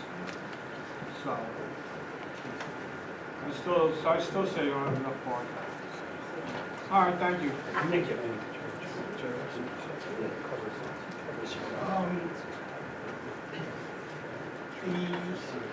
The emergency access that goes sorry, the emergency access road that goes through the courtyard. Yes. You said that's for fire and ambulance. For fires, where are the locations of fire hydrants if needed by a fire truck? If there's a fire in Again, the whole fire system has not been designed. It will be reviewed by the fire subcode official, and as they make recommendations, we'll certainly incorporate them onto the plan. Oh, I certainly I'm sorry, agree. Jeremy, I I- didn't. I think there definitely should be a fire hydrant somewhere along. Mr. Walsh, it is normal practice in a project of this nature for the fire department to take a careful look at it and make recommendations as to where fire hydrants have to be installed, and my client, of course, would understand that. Okay. And the Court Center being considered along the north, Yes, sir. that's additional structures which are going to be on the open service right away. Well, just to be clear, it's not a public right-of-way.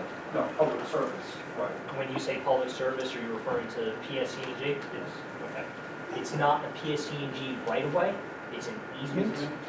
And it's a non-exclusive easement, which does not restrict the property owner from constructing anything within that easement.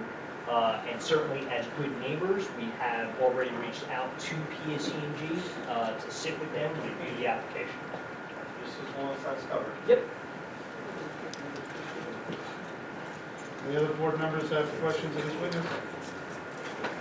If not, we'll ask the public if they have any questions of this witness. Mr. Sheldon. Michael Sheldon, 47 Flood Street. Mr. Byer, just a couple quick questions for you. Just a little confused about what I assume is the parking lot in between the existing supermarket and your proposed residential mixed-use facility. That middle rectangle, that's going to be a shared? If I could ask you, sir, to come to the exhibit and just point to where you're discussing, I don't want to misinterpret anything you're asking. my laser pointer. I turn around asking others, because I forgot mine. I'm just some distance away. I just had Yeah, cataract all sudden, surgery we'll all be yesterday, in so trouble. I'm a little bit impaired. But this area here, is this going to be a shared parking lot between the existing supermarket and the residential? Is this all dedicated to the supermarket? It's all shared parking, so anybody can park wherever they want. So, under RISA standards, how many parking spots are in this area to begin with? Can you, I'm sorry. How many parking spots approximately are in this? Because I assume this is where the patrons of the supermarket. You made a reference to, Well, whatever standards apply to the required amount of parking for the supermarket. I wanted to know approximately how many parking spots will be in this lot, which I assume is the parking for the patrons of the supermarket. How many parking spots does the supermarket need to accommodate its customers? if you actually look at the table that is up on the top right there, it says non-residential use, bottom table where it says parking requirements, and it has residential and non-residential. For total residential, we're required to have one parking space per 400 square feet. There are 75,168 square feet for a minimum amount of parking for the non-residential, and that's the grocery store and the two other new residential non-residential areas. A minimum of 188 parking stalls are required. Now again, there are not assigned parking spaces. However, in the area in which you are talking about, between the grocery store and Building B, towards the top left, you'll see a rectangle there, and it states that that area has a total of 194 parking spaces. And the supermarket, again, how many parking spaces does the supermarket require? It would require a minimum of one space per 400 square feet. I don't have a calculator on me.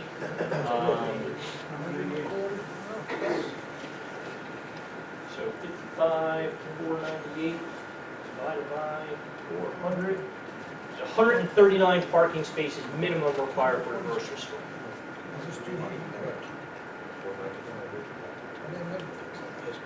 The other question I had for you, I don't know if you're the one to address this or if the LSRP is the person responsible, but I assume there's going to be a concrete cap below ground underneath this new structure. Again, I think the LSRP would be better qualified. Save that question for the LSRP? Yeah. All right, I'll save that question for later. Sure. Thank you. You're welcome. Thank you. Thank you. Mary Higgins, 148 Brighton Avenue. I have a question about the water. Certainly. Okay, so there's 232 rental units, correct? Correct. Now, I just looked up and said, there's 120 gallons per day per bedroom, the national average use of water, right? Yes, ma'am. So we'll forget about the two bedrooms, we'll say one bedroom. 232 units would be 232 times 120 times 365 days a year comes out to be a staggering 10,161,600 gallons of water added to our antiquated water infrastructure in Belleville constructed in the 1930s. I don't see how this is going to be beneficial. I know you probably don't have the answers now. It'll be delayed and delayed and delayed. Do you have an answer to that? I will address your question. Okay, thank you. First off, we can't calculate water demand based on national averages. We are required by law to calculate based on its New Jersey Administrative Code 7:10. And that administrative code has specific requirements as far as the type of use, the number of bedrooms, etc., as far as what is required for water demand. Based on the calculations that specify, now again, these are older regulations, and just hold on to me just stating this. Based on the calculations, there's an estimated average daily demand for the entire development, that's the retail and all the residentials, of 35,000 gallons per day. That 35,000 gallons per day demand needs to be reviewed by the water provider, which is Newark Water. Newark Water is under the guidance and jurisdiction of the DEP. They have what's called a water allocation permit. That water allocation permit states how much water, that water allocation permit states how much water they're permitted to use or distribute and permit. So we are going to provide an application to Newark for that demand. And if they have adequate capacity and firm capacity, then ideally they will hopefully endorse the application. Do you have a calculator on you? I do, yes. Okay, could you multiply 35,000 times 365? I don't understand the purpose of making Well, it. you said 35,000 gallons a day, right? That's correct. And how many days are there in a year? Again, the witness is indicated. How many days has are in a stated- year? Is it a The reasonable witness has question? stated that he doesn't understand the purpose of the 300, question. you'll get, Okay. There's 365. okay, days times in a year. 35,000 is what? About 13 million. Yes. 1,775,000. Okay, so that would be the amount of water increase per year in Belleville. Again, that's the estimated average demand. Wastewater. Hold on, you asked about water, not wastewater. So Okay, domestic water. water demand. No, I'm talking about wastewater. Now you're referring to wastewater. All right. Yes. Wastewater is regulated under NJAC 7:14A, which is known as the New Jersey Pollution Discharge Elimination System. Very similar to the New Jersey Administrative Code for water, they also specify the amount of demand that goes into a system. Based on the calculations, there is 43,000 gallons per day of discharge for the entire property. That 35,000 gallons per day is equivalent to less than a tenth of a cubic foot per second, which is approximately about half an inch of discharge from the property within an 8-inch diameter pipe. Okay, so what is the wastewater discharge per day for the entire property? Approximately 43,000 gallons per day.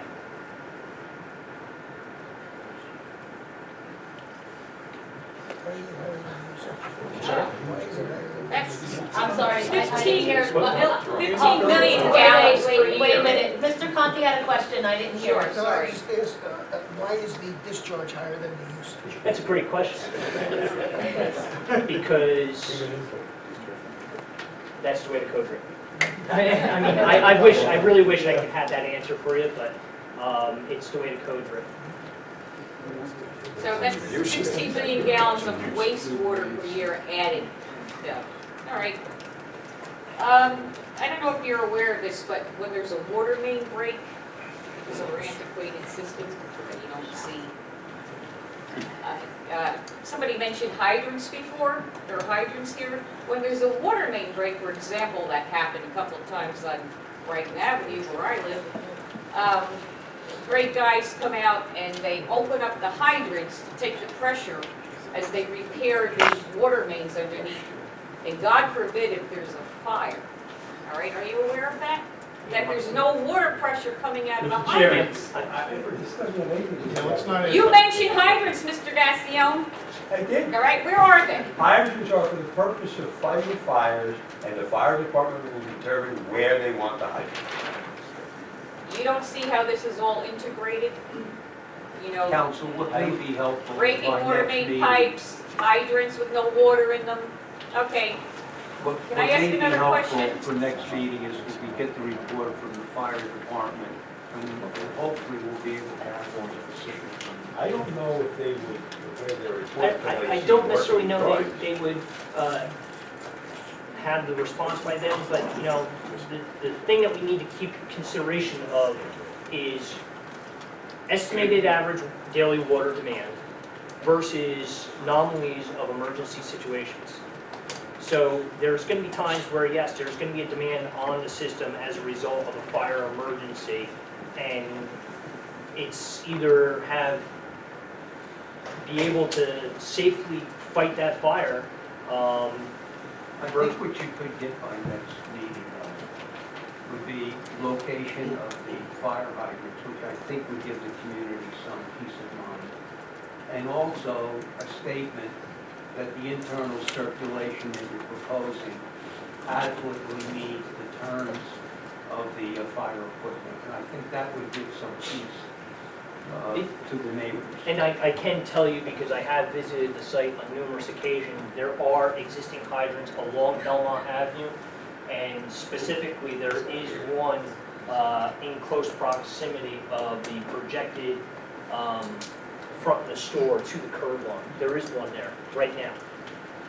And I know that there are others along Belmont Avenue. But we will certainly make that request of the fire department to ask if we can have the review. But, excuse me, my comment was, what good is a hydrant if there's no water We coming have out? questions Due at to this time, water not main comments. breaks. Questions. All right, look, okay, I have another question. Could I see the picture of the nice trees? You know, the one with the trees? Sure. You know, it's nice that you keep comparing Belleville to Montclair, where there's lots of nice trees. It's gonna look just like Montclair, right? Okay, I want to come up and ask a question about this.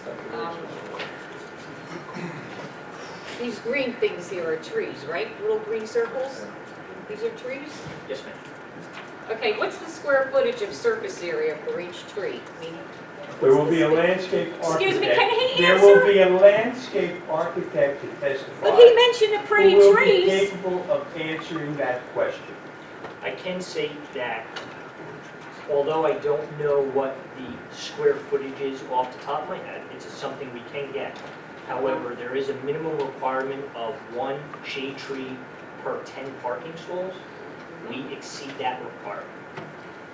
So what are the trees going to be here? Oak, spruce? There's a landscape architect who's going to provide that. So you don't know, but you're answering a question based on it. Ma'am, I'm answering the question based on the quantity of trees, the quality, species of trees. I'm going to have to defer to the landscape architect. I'm not aware. Well, okay, when are we going to listen to the landscape architect? When we call him as a witness. Tonight? Depends on what the board does, if they want to stay till 12 o'clock. Yes. I don't think they want to do that. Okay, so it would be inappropriate for me to ask you if there was like a soil analysis done to sustain green life here. Ma'am, again, that's a question for you. Okay, just asking, Yep. just asking. Okay, thank you very much. Thank you. Any other members of the public have questions of this witness? Just to bring it on. Yes, Mr. Fowler, you showed an aerial view of Yes, the sir. area. Did you have occasion to study the residential area to the east of that property? I'm Or Belmont Avenue? I'm aware there's residential. Did you notice the extreme density? That's not part of this application. Or you're the engineer in there, so Yes, you sir. didn't observe that most of them houses are built on 25-foot lots, right, for 3-foot? It's not part of this application, nor is it my requirement to make that determination. Okay. You mentioned that PSE&G has a 55-foot easement. Can you show us exactly where that 55-foot? Certainly. And just for the record, it's a 50-foot easement. It's on the northerly portion of the property, which is the right side of the property. It's in between the northerly property line, and it's offset slightly from the curb line on the north side of Building A. Is that the road that public service uses? That's how they access their facility now, yes. And you also mentioned the gas and electric one. Can you show us exactly where those are? They're not shown on this drawing. They are part of the application package that was submitted to the township, but they are within that easement area, below ground. They're within that 50-foot easement? Yes, sir. Not where this development is proposed? That's correct.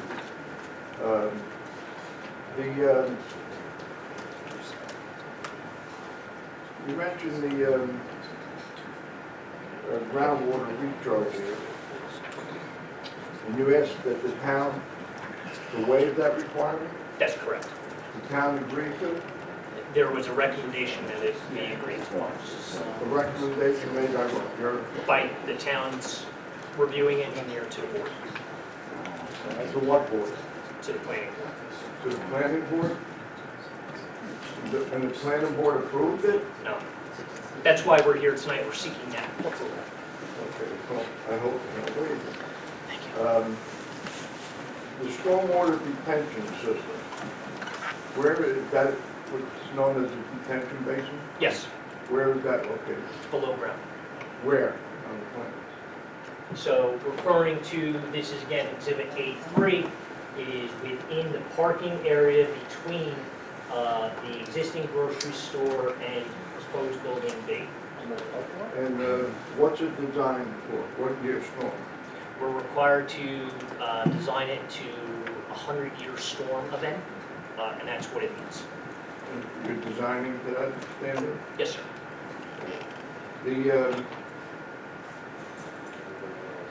Let's get to the parking. Well, let's go back to, and again, one of the board members' question too, why the discharge, the water rate is higher than the water usage per day. You said the water demand is 35,000 gallons per day, and 43,000 gallons will be discharged. That's correct. Into the storm system. Can you explain that a little further, how that, the math on that? How can you Because discharge more than you? That's the rate that we are required to specify based on state regulations. Well, like, only use a gallon of water. How can I discharge 2 gallons? What if I throw Sir, a gallon, what if I drop a bottle of soda in the drain? 8,000 Well, gallons of soda a day? We're talking per day, 5 Mr. gallons of Bowman. water, everybody throws something in their sink that's not water. But wait, All the witnesses talking about are what the state requirements are. We can't control the state requirements. That's what they require. But what I will tell you is, where I live and where I work are two different municipalities. I consume water at work. And something else happens at home. And unfortunately, it's just human consumption. Well, the problem here is, I agree with you. However, we're talking about, look at the map, 8,000 gallons a day difference. We're not talking about 100 gallons or 1,000, 8,000 gallons a day. Now, that's a lot of visits to the men's room or ladies' room, you know? But there's a severe problem with that, and I hope the planning board pays attention to it, because a lot of this water, that area gets water from north. Most of Silver Lake, I believe that way too, but then it comes into the Belleville sewer system. Yes. Or as an Well, it comes engineer, into the Belleville water supply system, not the sewer system. no, I'm talking about the sewer system. When you flush. I'm talking about the sanitary sewer system. Yes. Right, that's what I'm talking It's about. owned and maintained by Belleville Township. Right. Are you familiar with that system? Enough that there is a system there. Right. Are you familiar with combined sewers? Yes, I am. Do you know what that is? Can you explain to the public? A combined sewer. Objection, Mr. Chairman. What is the purpose of the line of questioning? I'll tell you the purpose of the line of question, Mr. Gassion, because that area, a lot of that area goes into a combined sewers, which nationwide they're trying to eliminate. You add 43,000 gallons a day, we got major problems, and the outlet of that sewer is right by a place that you frequent quite often. How would you like to be having your daughter's wedding at Nanina's and right across Mr. Hurst, the parking lot, all that water? No. We don't have I combined was sewers, just- Mr. Frantantoni. There's no combined sewer Excuse in this me, area. in all due respect to Mr. Harris, me, Commissioner Rizzoli, and Chester Green walked in that combined sewer 6 times. That's called the Meadowbrook sewer, that's a combined sewer. The sewer that was services, that goes nowhere near the metal. Where does it go to? It goes down to Franklin Street, it works its way around to Franklin Street and goes out. The Meadowbrook's a storm sewer system. It's Managed a by combined Fort sewer.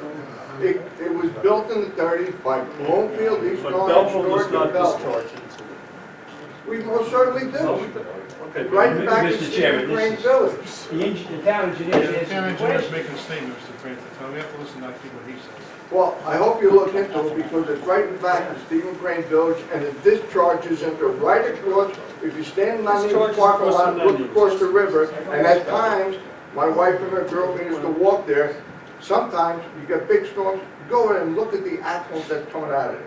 Effluent. I mean, green and ugly stuff coming out of that Meadowbrook storm system and it's right adjacent to the This is property. for questions. So somebody's gotta look at that very carefully, and I ask you members of the planning board to look at that, adding 43,000 gallons to our sewer system. And by the way, if it does, Mr. Francis, if it does go into that, well, I'll leave that for my information. Let's get to the parking. Now, you confused me on someone asked about the parking for the grocery store. At one point you mentioned 188 parking spaces for that. Was that correct? I don't recall saying 188. There's 194 parking spaces allocated in the surface parking area between the grocery store and retail, or excuse me, building A. B. Or B, the L shape. All right, but you talked about shared parking spaces. Correct. And what does that mean? The apartments and the grocery store Yes, share the apartment? Share the parking space? yes. And how does that work exactly? It's a, whatever's available, you park there. And again, from a management perspective, there will be something within the leases restricting the total number of spaces. So we're sure, because the statement was made that we're providing more parking spaces than are required. That's correct. Well, I don't see that we're using the RICES standard, 232 units at 1.8 parking spaces, it's Mr. Chairman, 470. objection, the standard has been set by the redevelopment plan, and the testimony is that we have 125 more spaces than are required by the redevelopment plan. Well, math doesn't add up. But shared parking spaces, I guess we'll have to wind up with testimony about shared parking spaces.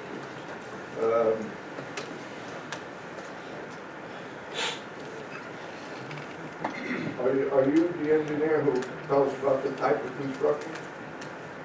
No. The architect didn't know, you don't know either, right? Well, is there a specific question that you would like addressed related to site elements? Yes, I want to nail it down to the type of joint that we're going to use these open, lightweight. Sir, joints. that's a building aspect, that's not part of my testimony. Okay, but I asked you to find out who the expert will know that. All right, thank you. Thank you. Excuse me, one thing, would I be correct to say that the total usage of water isn't just on the new development, because we already have a 55,000 square foot facility that is using and discharging water there too.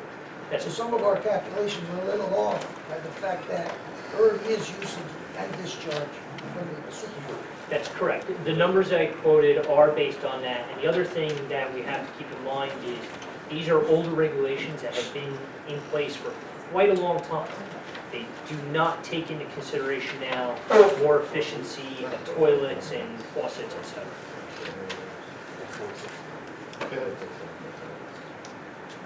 David Junior. So you said that there's a groundwater recharge regulation. And you were hoping the town, is it the planning, you said the planning board was going to waive it? We're requesting a waiver from providing that. From the planning board? Yes. And you said one of the reasons was an underlying situation. What is that? There's groundwater contamination, which we address by the licensed site remediation professional, the LSRP. And one of the things that you do not want to do is exasperate. You want to be precautious. If there is something that is there, you don't want to make it any worse. So that's the purpose of requesting that waiver. That's a concern. And also you said that there's going to be these two retention areas. And then I thought, Detention, no, it's detention. I thought you retained. You retain water, but it's a detention basically. And you said the water would be treated That's correct. before released. That's Treated correct. how? There is, and you can see on the drawing, and again, I'm referring to Exhibit A3, there are some areas that show manhole covers. There's an underlying manufactured stormwater treatment device, which is reviewed and approved by the DEP. And the intention of that device is stormwater flows through it, goes through a filter system. It removes suspended solids, nutrients, before discharging out. And on that subject, this gentleman was mentioning about the combined sewage. So, But for the record, where we are discharging into in Belmont Avenue, they are separate sewers. It's a separate, separate storm sewer. yes. That's what I was going to ask. And so then, for the new residences, it's all going to be sewer lines put up there. There's one sewer line coming into the property for each of the buildings. The 260-something units do not all have individual laterals coming. So I had a concern about, again, the recyclables. Sure. I mean, there's going to be, there's a lot. Now again, sir, I can't You're not involved in testify, well, I can't testify to the interior of, design and architectural features. What I can Where tell are the holding areas for the recyclables and the trash? Well, I can tell you that based on this exhibit, there are two areas that are identified in each building. And for the purposes of the public, I'll point them out. This rectangular area on the north side of the property, or the right side of the sheet of building A, is the trash collection area. That's For that entire building? That's for the building. But again, there's a compactor in there, and there is a private hauling service that's done by management for the frequency of pickups. So you've accounted for the number of... Let me just finish pointing out where. And in building B, on the southerly side, just approximately a third of the way west within the building. Square? Yes, where it says trash. So the hauler is going to go around where, and it's going to go all the way around and then down to the square area, and also the hauler is going to come to this square area in the front, facing the grocery store. And that's also where the trucks are going to come from that are delivering to the store. Yes. And do we know, can you figure out how many garbage trucks, how many delivery trucks are going to be running through here? I'm not aware of the management of the grocery store frequency of their And deliveries. that's an egress right there, the trucks will come right out. Sir, you keep saying there, can you come to the exhibit and just indicate where you're pointing to?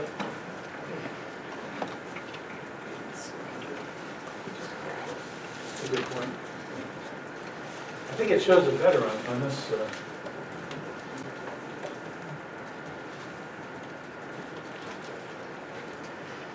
Is that one? So,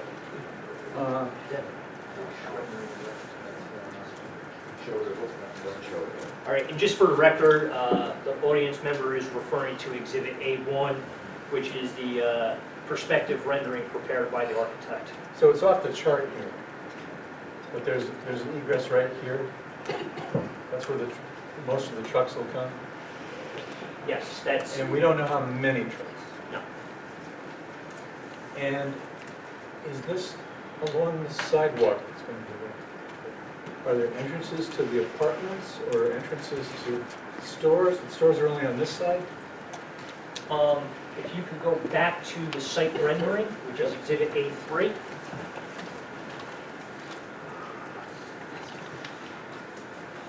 Referring to Exhibit A3, and I'm pointing first at Building B. Near the north corner of the retail area is the lobby. That is the entrance to the residential. And then on, on building A, I'm also pointing on the north side where the lobby is. So there's parking underneath, right here, I can see them. It's not visible from up there, but when you come up here. So there's an entrance here, and then all this is parking under here. Yes. And just for the record, the audience member is pointing to parking beneath building B. And there's parking in here, underneath the building as well. Yes, below building A. And so when the trucks come around here and pick up, then they'll come out here. Sir, I can't testify as to how the... Oh, there's arrows. That's an egress right there. That's correct.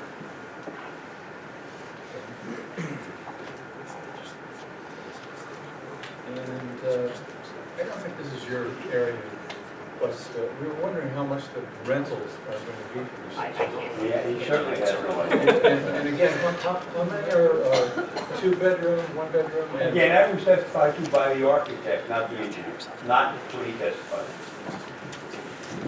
And one other concern is you were saying that we're trying to reduce the non-permeable area. Correct? In other words, so the existing area, Is there a point we're trying to make here, or I'm sorry? is there a point we're trying to ask or get to?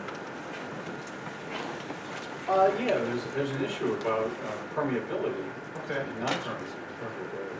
So here's the current site. All this right here is parking right now. And again, for the benefit of the record, the audience member is referring to Exhibit A4. Yes, sir. And does the owner of this property right now owns the store as well? I believe so. And Yes. does the owner of this property also own No, this area over here? no. And for record purposes, the audience member is identifying on the exhibit the surface auto parking area to the south of the property. That's off-site.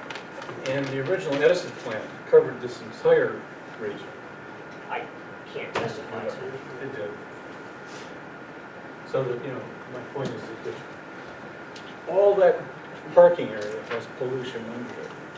Objection, Mr. Chairman. This is testimony. So with all that parking, current parking extends to about here, I would say. Would you say that's about right? And again, for the benefit of the audience, Under residential building B. for the benefit of the record, audience members referring back to Exhibit A3. And actually, so then with this residential building, this residential building, this pavement here, which is all right now grassy area, you're actually increasing the non-permeable area. That's correct. There is an increase in impervious coverage. And that creates issues.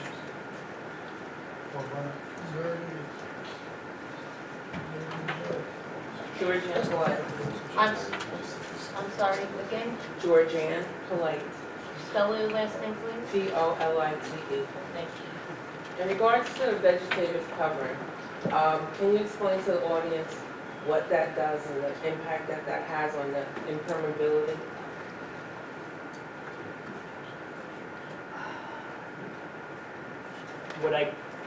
I think what the neighbor is asking is if you can go over, what is the situation today of runoff? What are you doing tomorrow? Are you decreasing runoff? Are you improving that? I think that's the concern. Is that Right, well, the vegetative covering, it And does the also helps vegetation have in any regard- influence on In a your positive manner. calculation?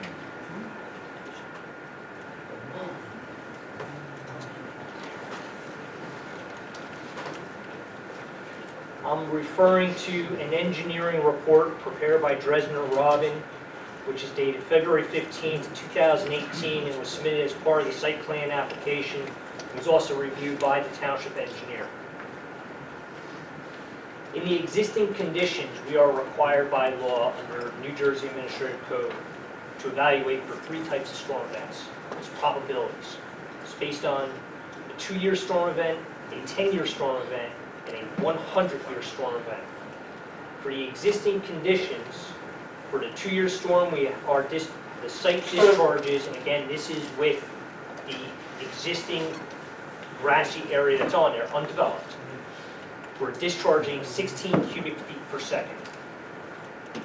For the proposed condition, with the additional impervious cover, we are discharging 11 cubic feet per second. And the reduction is because of the result of that stormwater detention case. For the 10-year storm, we're discharging in the existing conditions 26 cubic feet per second. Proposed conditions, we're discharging 20 cubic feet per second. In the 100-year storm event, the site discharges 47 cubic feet per second.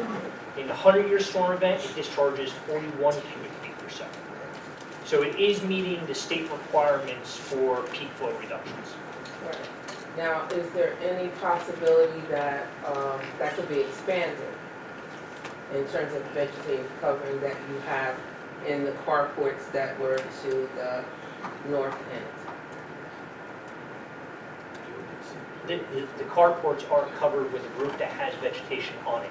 And thank you for bringing that up. Well, is there a possibility that... Let me just address that. We actually treat those areas underneath as where the surface runoff is. We're actually not reducing for the amount of stormwater that's captured in those roof areas. Oh.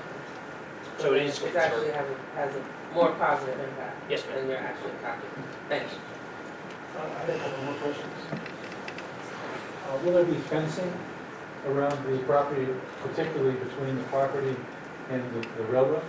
There's existing fence there now. So you're not going to improve the fence? No. And what about, so we know the parking is being provided for the tenants, and we know how much parking is being provided for the grocery store. But what about for the 232 apartments? What happens when they have visitors? Where do they put visitors park? What if somebody in the 2-bedroom apartment has about 6 visitors come to dinner for Thanksgiving? Where do they park? That's going to be a management discussion. And what if they stay over? Where do they park? That's all. I think that's a what-if question, and So the client is supplying 125 more spaces than required. There isn't a parking issue based on the requirements. any other questions? Hello, Freshman, 132 Franklin Street.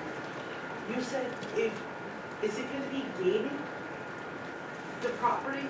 No, not the property itself. The courtyard area is going to be gated with some type of access that's permitted to the residents. Oh, all right, so being around, like, you know, it's not gonna be a quote-unquote gated community that in case of emergency, the fire department could not get in? Correct. Gotcha.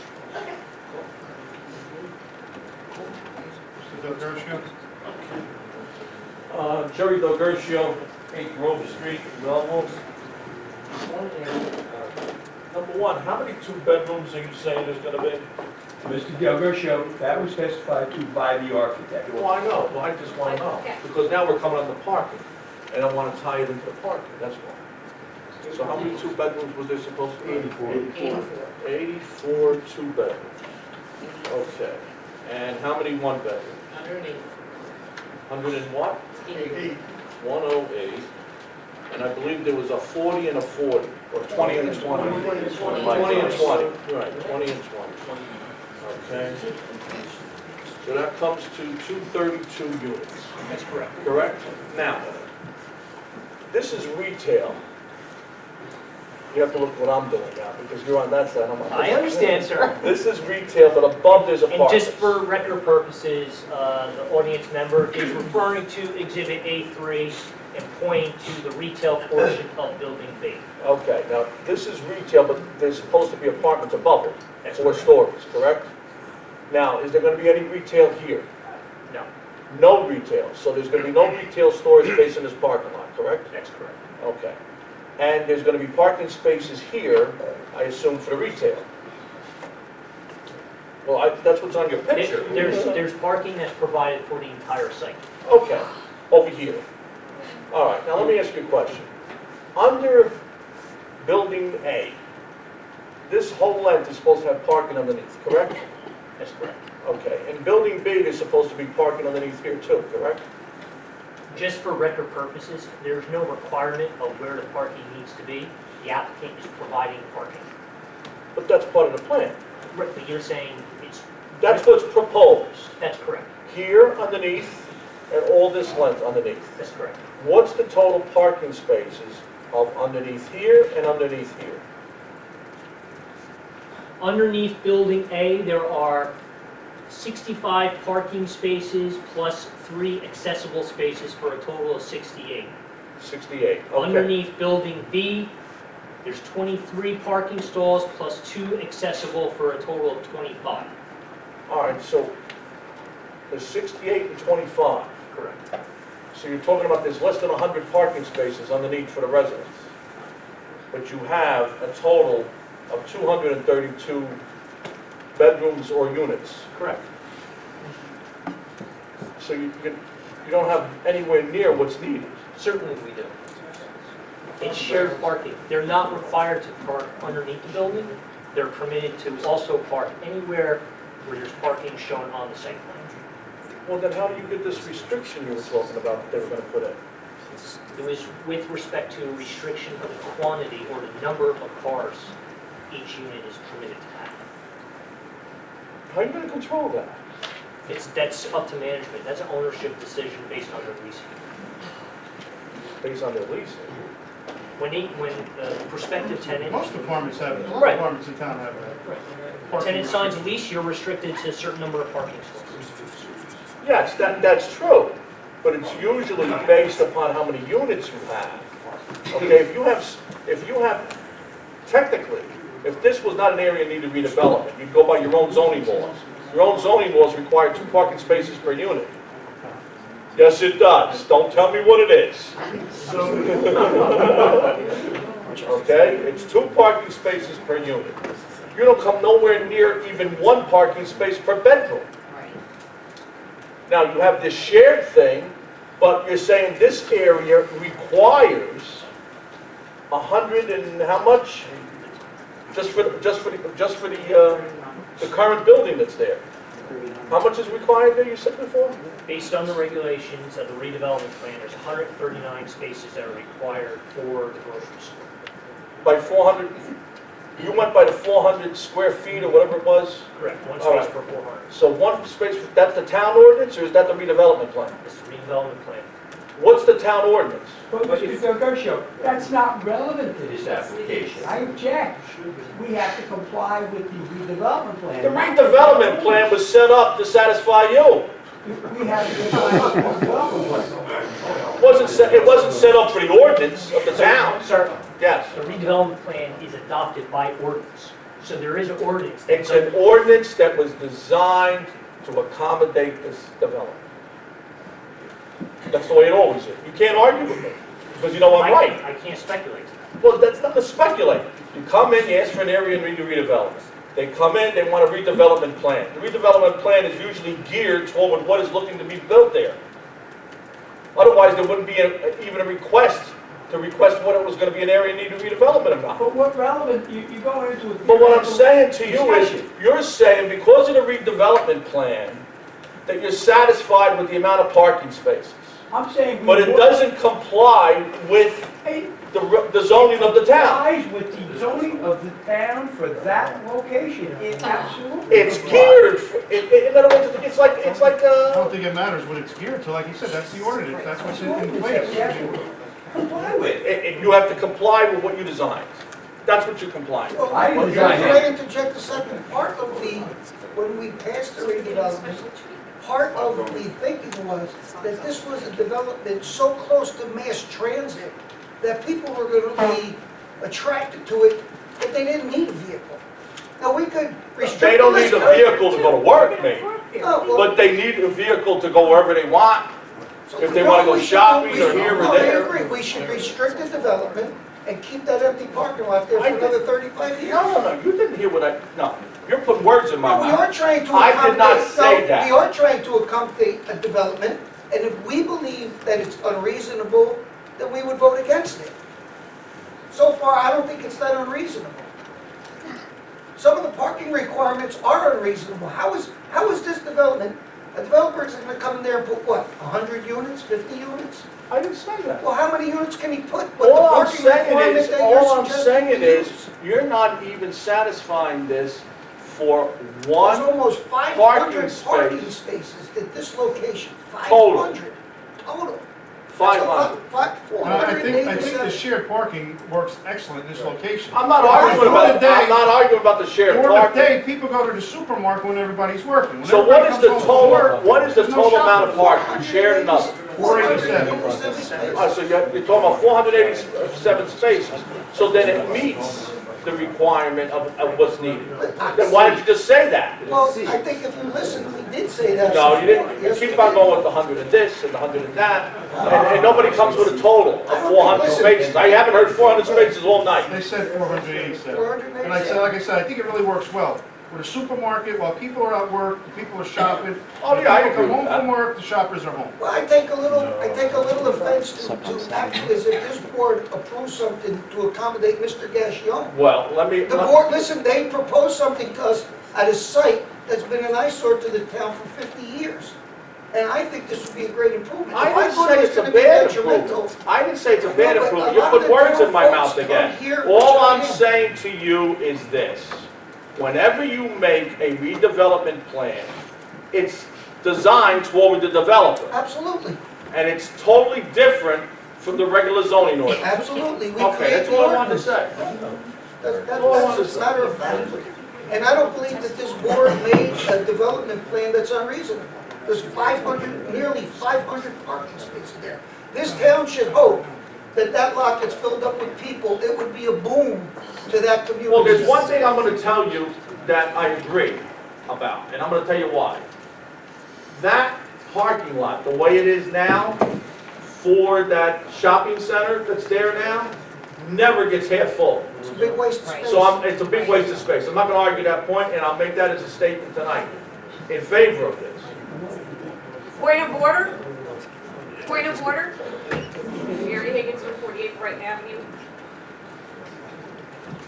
Do you mean to tell that you've already decided in favor of this without hearing all of the testimony and hearing everything, that you are in favor of Not at this? all. But so far. That's what you said. So far, based on water consumption and parking, I haven't been dissuaded from it.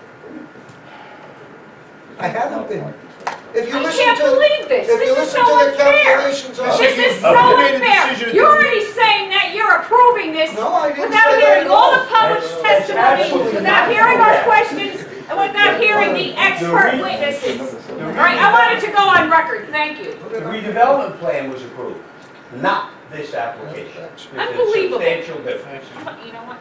Mr. Sheldon. Okay. Michael Sheldon, 47 Floyd Street. I'm still having just a little bit of problem with the math for the parking spots. Mr. Byra just told Mr. DeGershio that underneath buildings A and B, there are 93 spots. Earlier, you told me that there are 194 spots. You're correct, sir. I misspoke because I did not add the 88 spaces. All right, but just so that I understand, underneath the two buildings, there are 93 spots, 68 in Building A, 25 in Building B.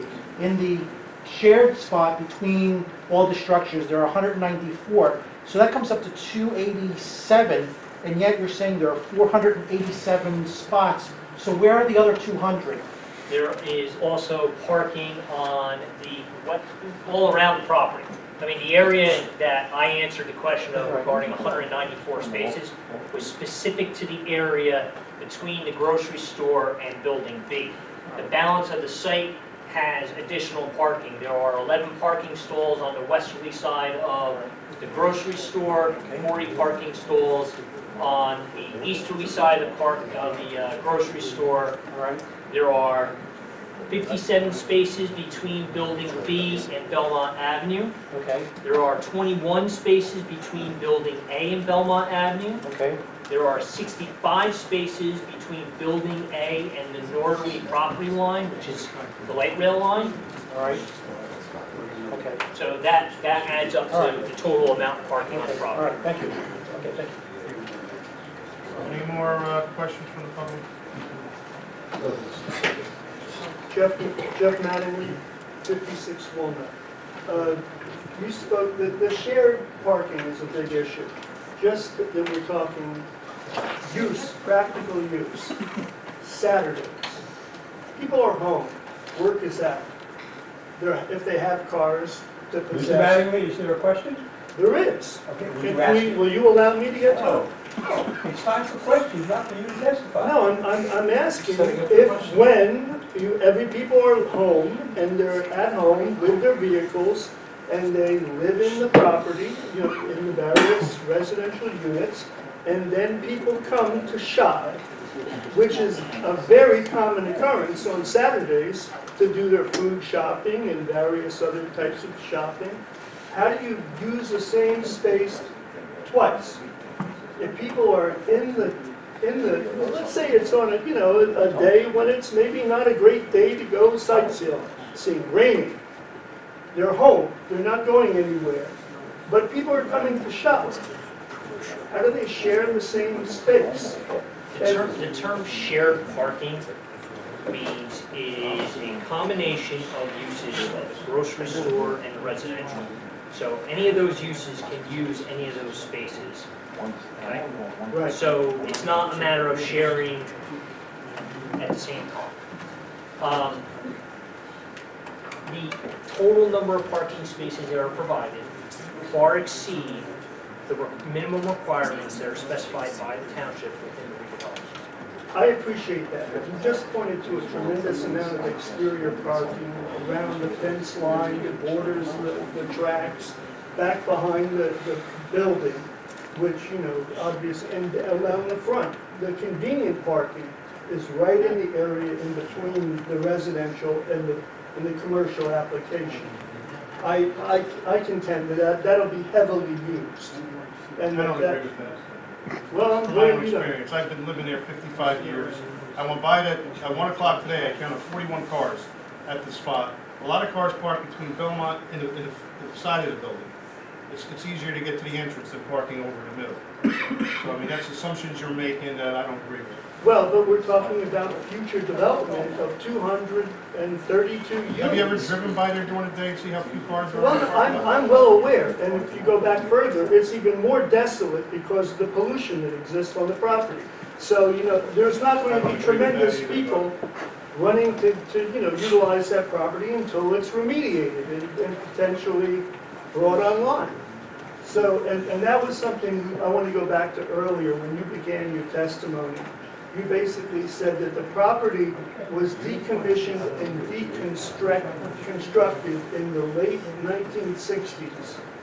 Do we have any proof of the process that was gone through when basically the Edison property was no longer used? The DEP is involved with this, and any building that has to be done to current DEP standards.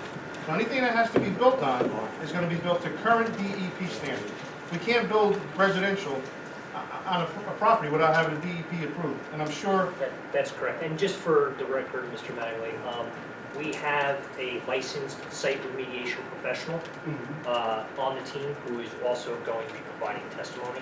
So he'll address the environmental aspects of it. Thank you.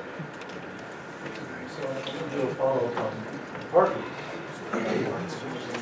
So if building B ends up having a health club, it is open from pretty early in the morning, maybe even 12 o'clock at night, who knows? The number of parking spaces needed for these health clubs, like the one at Questions, limited to questions. Have you considered that kind of a problem? And also, people have been saying is that The grocery store hopefully will be much greater used in the future because you're making such a beautiful investment here. So again, the grocery store will be open probably till 10 o'clock at night, correct? I can't speculate as to time. And so there'll be people parking out there, there'll be residents parking there, Saturdays, Sundays. This is an issue, and I've never heard the answer yet as to where visitors will park. I kind of hear that's going to be up to management. So, I don't think that's thoroughly thought out. And hopefully some future witnesses are able to talk about that. Is there any more questions from the public? And if not, Council? Yeah, obviously, I'm ready with another witness. No, we're gonna carry this, it's about 10 to 10, our stenographer. I understand. You have 3 or 4? I have 3 more witnesses. 3 more witnesses. I have the landscape architect, the traffic expert, and the LS architect. Are you planning on going on the regular agenda then in April? Yeah, I think if we're going to be continuing the regular agenda, we're talking 2 weeks from now, that would be acceptable. And will you waive any applicable time? Absolutely. Mr. Chairman, I think you have some comments. yeah, we're going to carry the meeting forward to our next regularly scheduled meeting with no further notification. Which is? That meeting will be April 12th at 7. April 12th, 7 o'clock, 7 p.m. here. Thank you. At this time, someone like to make a motion? Make a motion to adjourn. Second. April 7th.